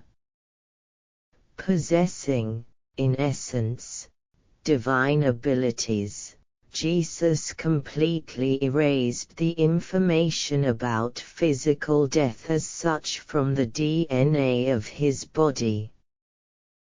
This is what led to the body not only being restored on the material level, but also being able to once again become a receptacle for his soul, that is, a real resurrection from the dead occurred. However, this process is absolutely irreversible. Jesus can never again die in this body physically his own death, if we mean old age or illness. Precisely never, if by never we mean the manifested part of the cycle of development of the universe, which, as we know, takes many tens of billions of years.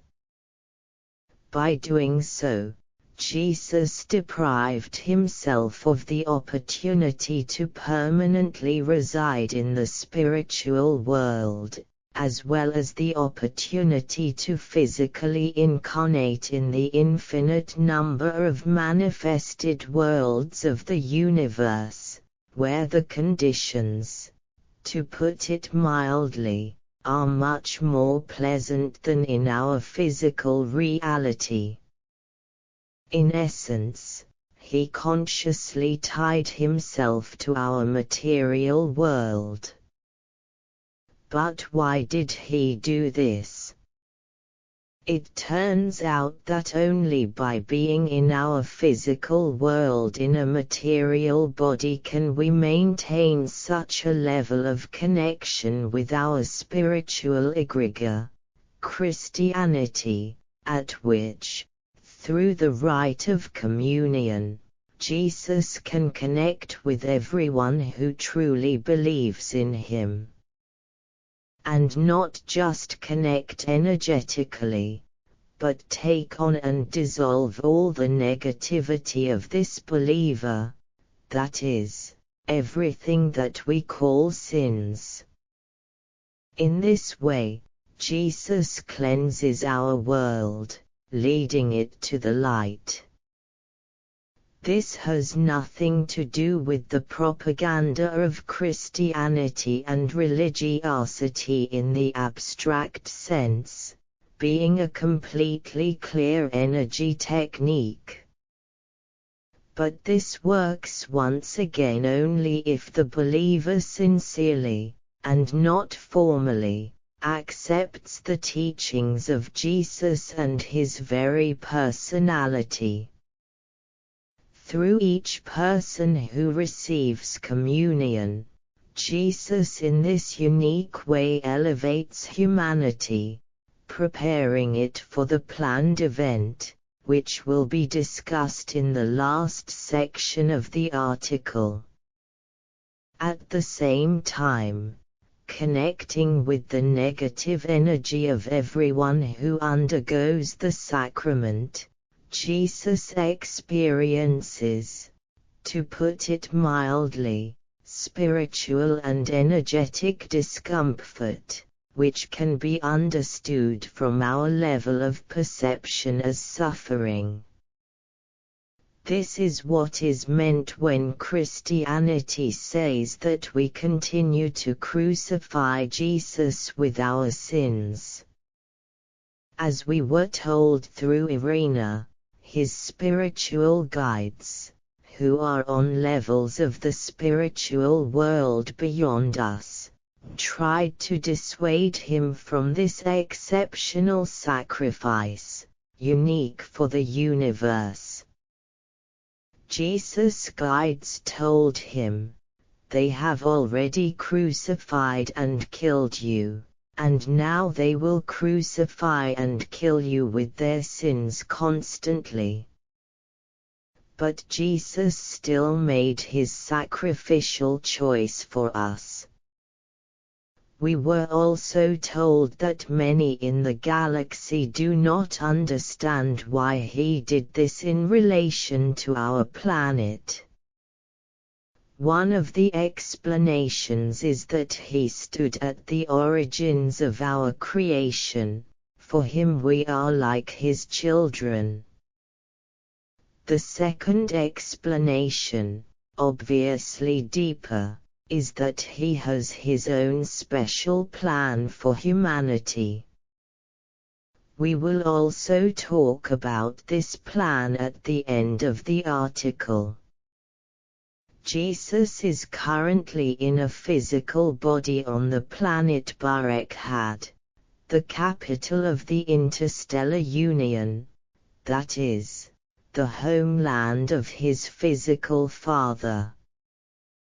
We can hardly imagine the level of vibrations and capabilities of his body.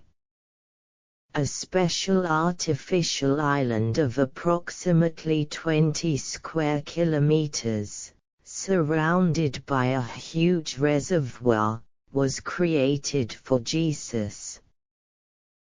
There, Jesus receives selected disciples from different parts of the universe, being in constant communication with our Creator and in constant energetic contact with the spiritual egregore He created on earth, supporting and guiding it.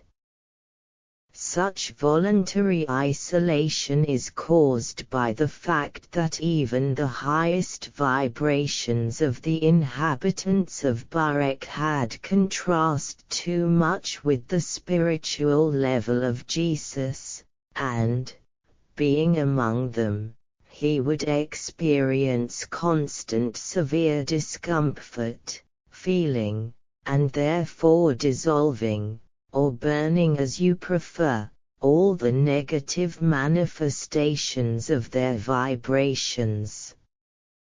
In order to leave the physical body, Jesus would now have to either be killed by someone or take his own life. The latter would lead to a fall to the levels of very low vibrations of the spiritual world. But if someone in the universe even dared to try to kill him, which is hardly imaginable, then this could only happen with his consent and with complete inaction given his divine capabilities. So this would also be suicide, which Jesus, of course, would never do. Now a few words about the temptation of Jesus in the desert by Lucifer. To the corresponding question, we were told that this temptation took place in the astral world. If Jesus had bowed down to Lucifer, tempted by the power over the world that he offered him in exchange for abandoning his plan, then this would have been worship of the idea of departure from divinity, the idea of separation from the Supreme Creator, which Lucifer himself had realized. Then Jesus would have become the same as Lucifer, and, as the firstborn Son of God, would most likely have received power over Lucifer himself, that is, in essence, would have taken his place. But Jesus, to this entire tempting kingdom over the material world, preferred first physical suffering and death, and then the eternal sacrifice for all of us, which was discussed above. And in conclusion of the section, briefly about other spiritual traditions. We have already found out about the sources of Hinduism and Judaism. Now about Islam and Buddhism.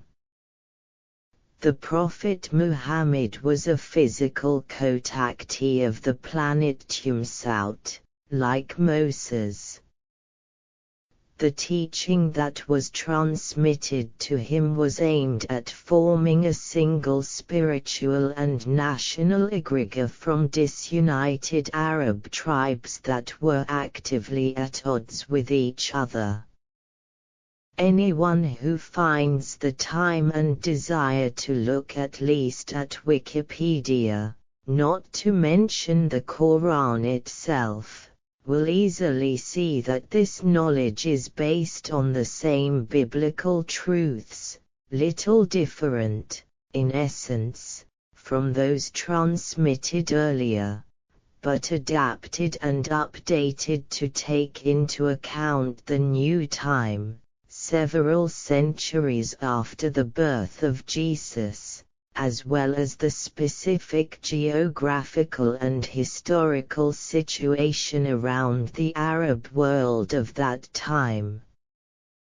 At the same time, Muslims worship the Kaaba, a sacred building with a sacred stone inside, which, as they believe, was recreated after the flood by the same forefather of the Jewish people, the Prophet Ibrahim.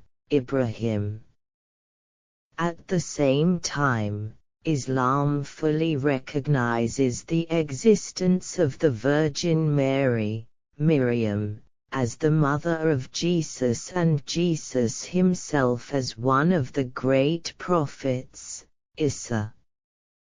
At the same time, Muhammad introduced, so to speak, certain creative changes, let's call them that, into the transmitted teaching, some of which were then, as always happens, used by religious fanatics from Islam to achieve their own goals. Here we will not develop this topic further. Prophet Muhammad really did make a night journey, Miraj, to Jerusalem, as described in the verses, ayat, of the Quran's Surah Al-Ajm. In Jerusalem, he really met Ibrahim, Moses, Musa, and Jesus, Isa. It was an astral journey without moving the physical body, and everything happened in the astral world. At present, Muhammad is incarnate and has already left the incarnation in which he recently resided on one of the planets outside our galaxy, and is in the spiritual world, still maintaining the spiritual egregor he created on Earth. As creators of spiritual egregors, Jesus and Muhammad are in contact with each other on a spiritual level. Gautama Buddha was the incarnation of a spiritual personality, soul, from one of the highest, of those accessible to our understanding, spiritual levels. Buddhism conveyed and conveys a certain view of divinity, more characteristic of plasmoid civilizations inclined to an impersonal perception of the Creator, which is also part of the truth. Now Buddha is in the spiritual world, from where he also maintains his egregor. Goals of aliens. Why do they need contact with us and this transfer of information? The main goal of our creators is to raise the consciousness of people to a level that will allow our civilization to enter the interstellar union. For this, a number of conditions must be met, including the cessation of all military conflicts on the planet, the absence of any military actions for at least 5 Earth years, a complete rejection of the death penalty for crimes, which only harms all participants in this situation on a spiritual level and is, in essence, simply revenge with a lack of understanding that the entire society as a whole is responsible for what was done. Refusal of abortions first of all, because they do not take into account the plans of souls coming to incarnation from various spiritual levels and who have been waiting for their turn to incarnate for a long time. Respect and careful attitude towards our planet and everything connected with it. gradual restoration of all disharmony in this area, which we have already allowed. Full respect for the opinions of all people, freedom of speech and opinion. The expression of the will of a clear majority of the planet's able-bodied population, at least 70%, expressed in a universal suffrage. These conditions are the main ones. We are expected in the interstellar union as full partners and assistants, so that later together we can explore our amazing, infinitely diverse universe, in which we live together with our alien friends and creators. The universe, consisting of the physical, material, astral and spiritual worlds, through the experience of being in which intelligent souls develop to the highest divine levels. This applies to both the souls of Earthlings and the souls of aliens, especially since both we and they can incarnate on different planets of the physical world, as well as in the bodies of subtle material plasmoids. In this sense, there is absolutely no difference between us. That is, in the next life, any of us can incarnate on one of the planets distant from Earth and vice versa. Highly developed extraterrestrial civilizations, Tumsaut, Barekhad and Selbit, created earthly people as hybrids, designed to combine the best features of the representatives of these planets. Now our ancient parents, who gave us the basic spiritual teachings, are ready to accept us, so to speak, into the bosom of the star family. After that, we will be able to receive all the knowledge, technologies, experience in treating diseases and rejuvenation, and much more that they have accumulated. Joining the interstellar union, which, let me remind you, currently includes 116 civilizations of our galaxy, out of a total of 727, presupposes full-fledged mass contact with us and the possibility of freely visiting all these planets. However, all this cannot be revealed to us as long as the spiritual level of our civilization is so low that it could very quickly reduce the use of most of this knowledge to military or other aggressive goals aimed at destruction, not creation. Vivid evidence of our approach are the multiple aggressive actions of the military of various countries, which led to accidents of unprotected, usually tourist, alien ships, as well as to the death or capture of pilots or innocent passengers. We know the exact dates of such events, all the details, and we also know the approximate locations of secret bases where shot down or fallen alien ships were secretly delivered. According to the information passed on to us, the governments of the leading countries are well aware of the existence of the interstellar union. Moreover, Secret agreements were concluded between specific political leaders and representatives of the Interstellar Union in the last century, stipulating the non-use of nuclear weapons on the planet. Since this would have yielded nothing, the aliens firmly stated that in order to save humanity they would destroy launched combat missiles with nuclear charges. We were told that such cases have already taken place.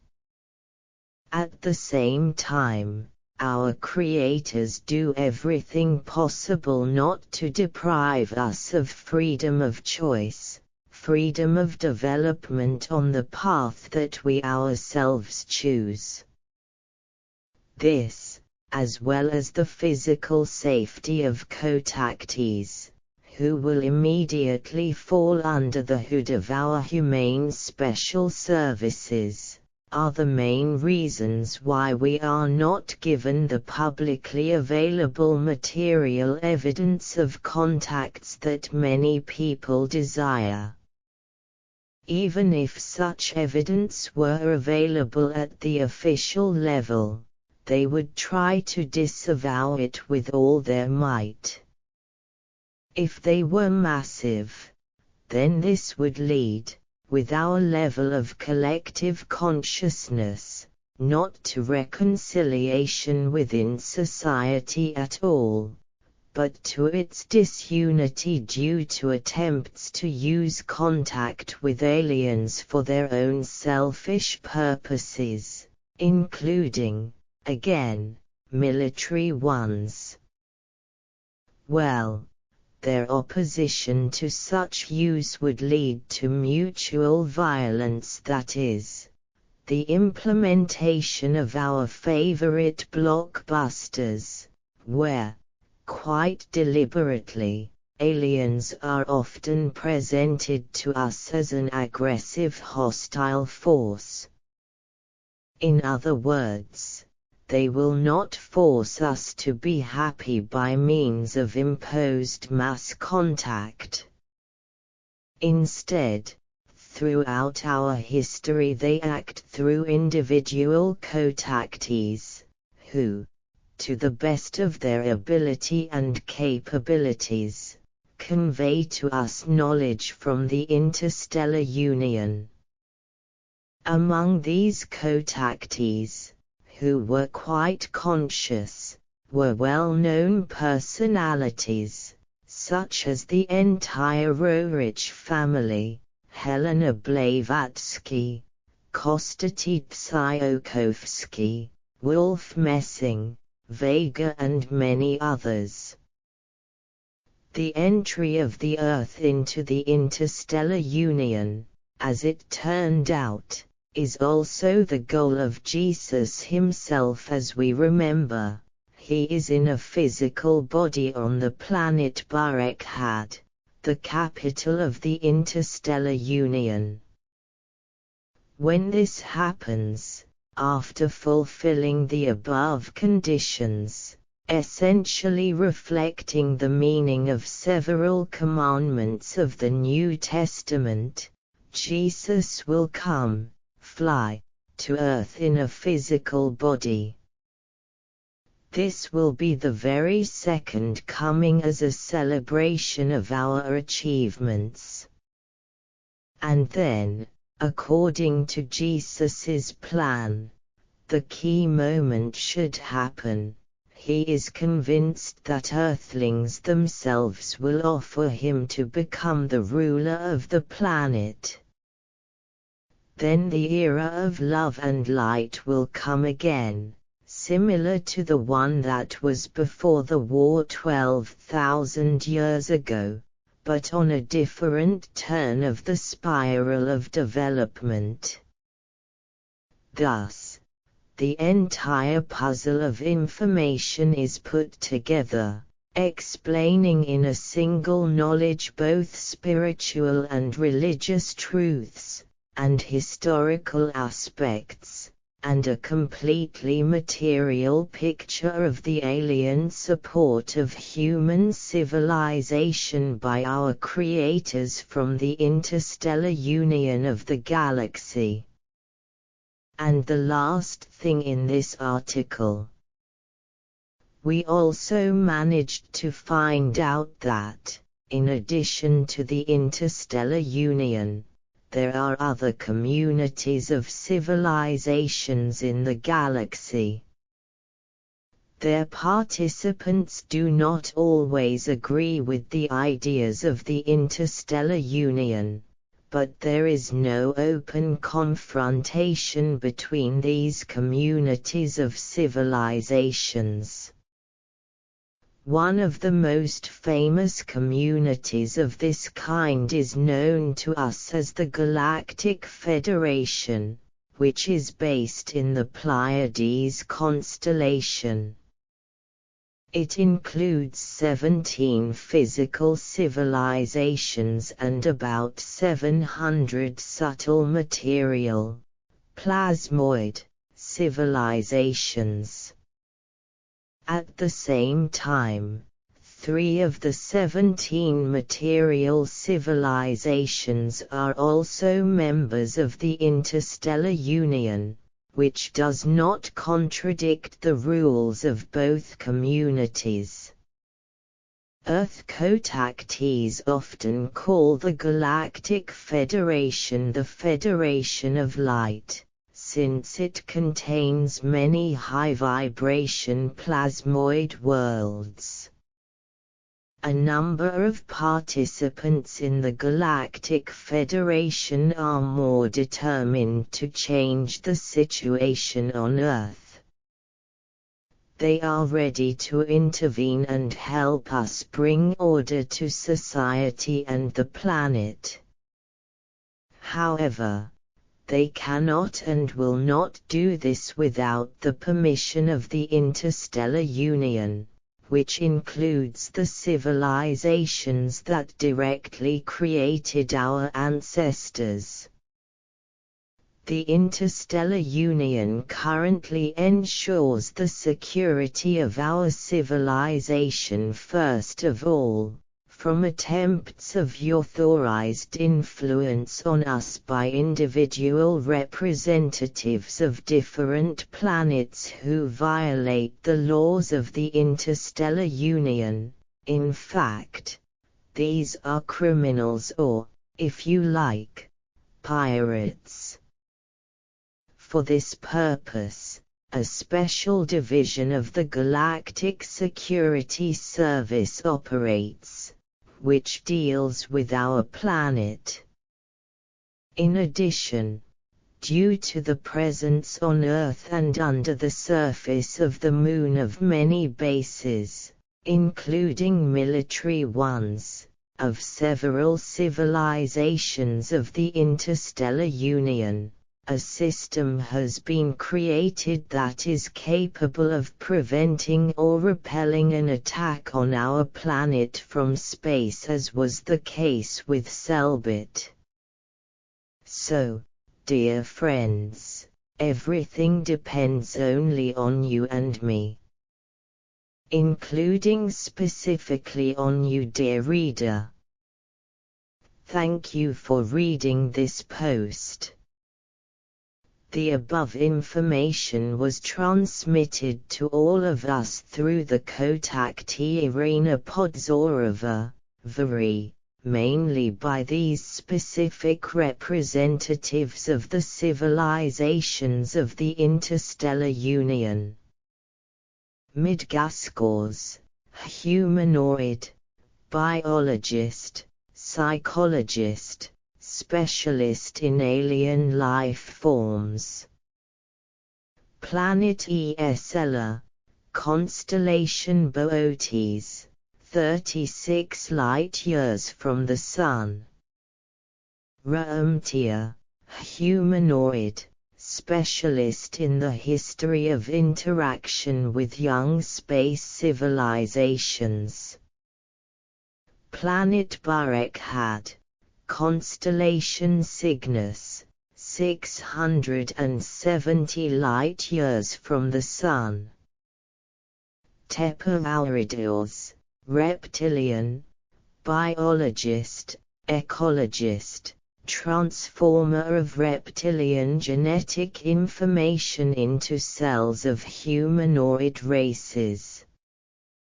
Planet Selbit, constellation Canes Venatici, 730 light-years from the Sun.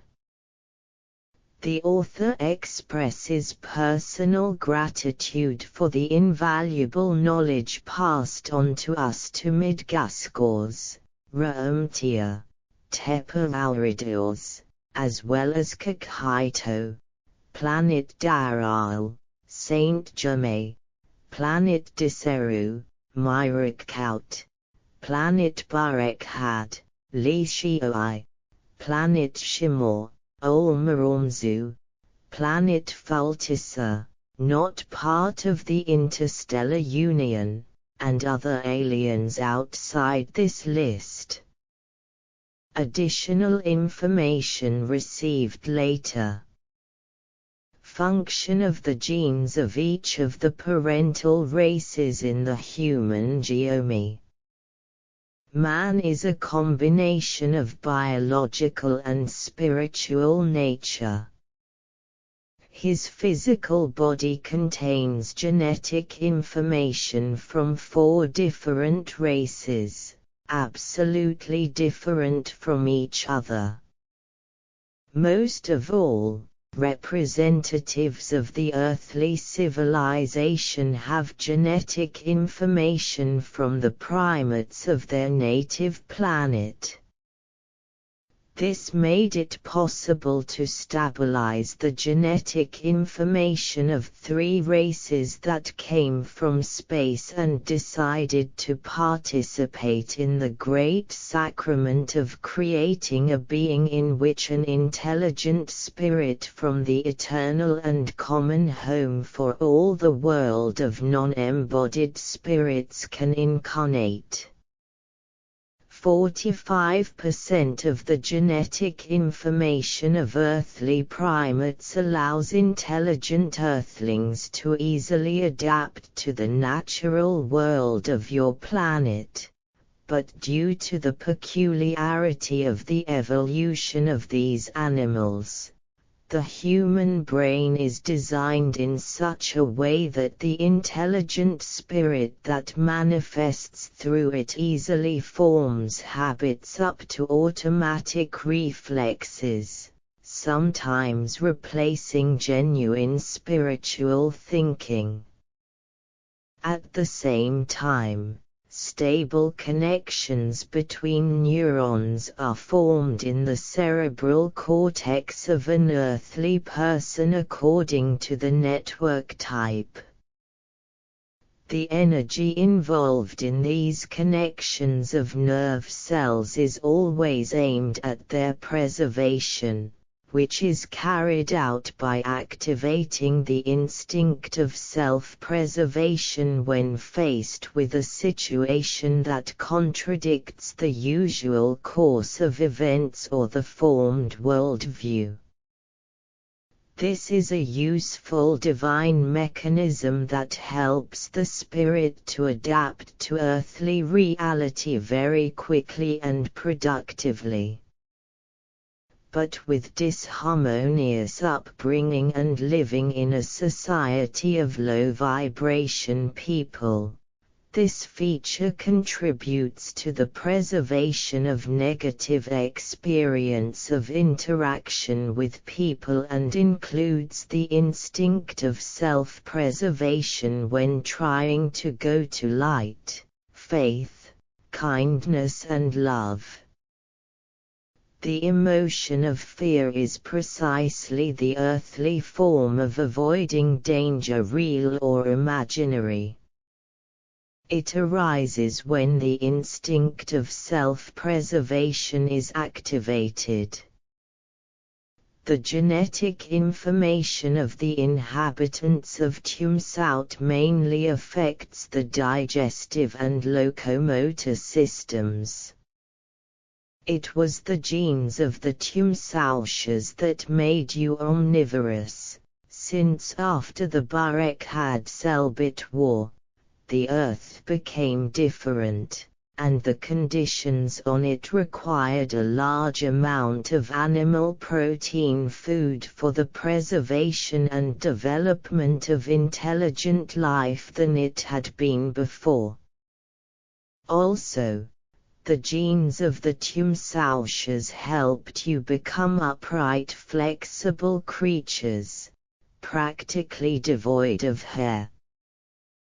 The information embedded in your DNA from the Barek-had representatives affects your immunity, as well as your hormonal and nervous systems.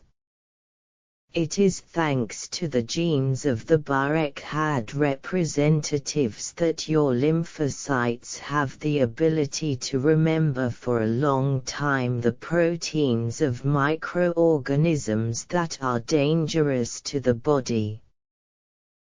This is the basis for preventive vaccination and treatment of infectious diseases by introducing serums from the blood plasma of people who have successfully recovered from this disease. In addition, the genes of the Barek-Hadias allow the human brain to quickly remember diverse information and store it for a long time in neural connections by secreting special proteins. The least amount of genes in the bodies of representatives of the earthly race are those of the Selbit planet cold-blooded egg-laying reptilians. Despite the small percentage of these genes, they are very important for you.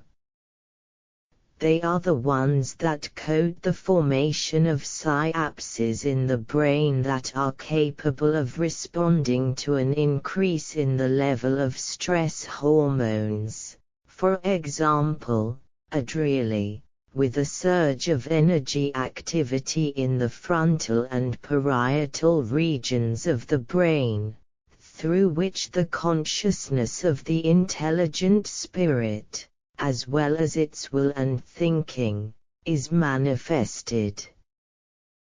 Due to this, in situations of discomfort and danger, instead of the usual activation of brain receptors for aminobutyric acid derivatives in primates, which leads to fear, depression and flight, there is an increase in the activity of the dopamine serotonin system with the subsequent release of endorphins of various natures, restoring the biochemical balance of neurons.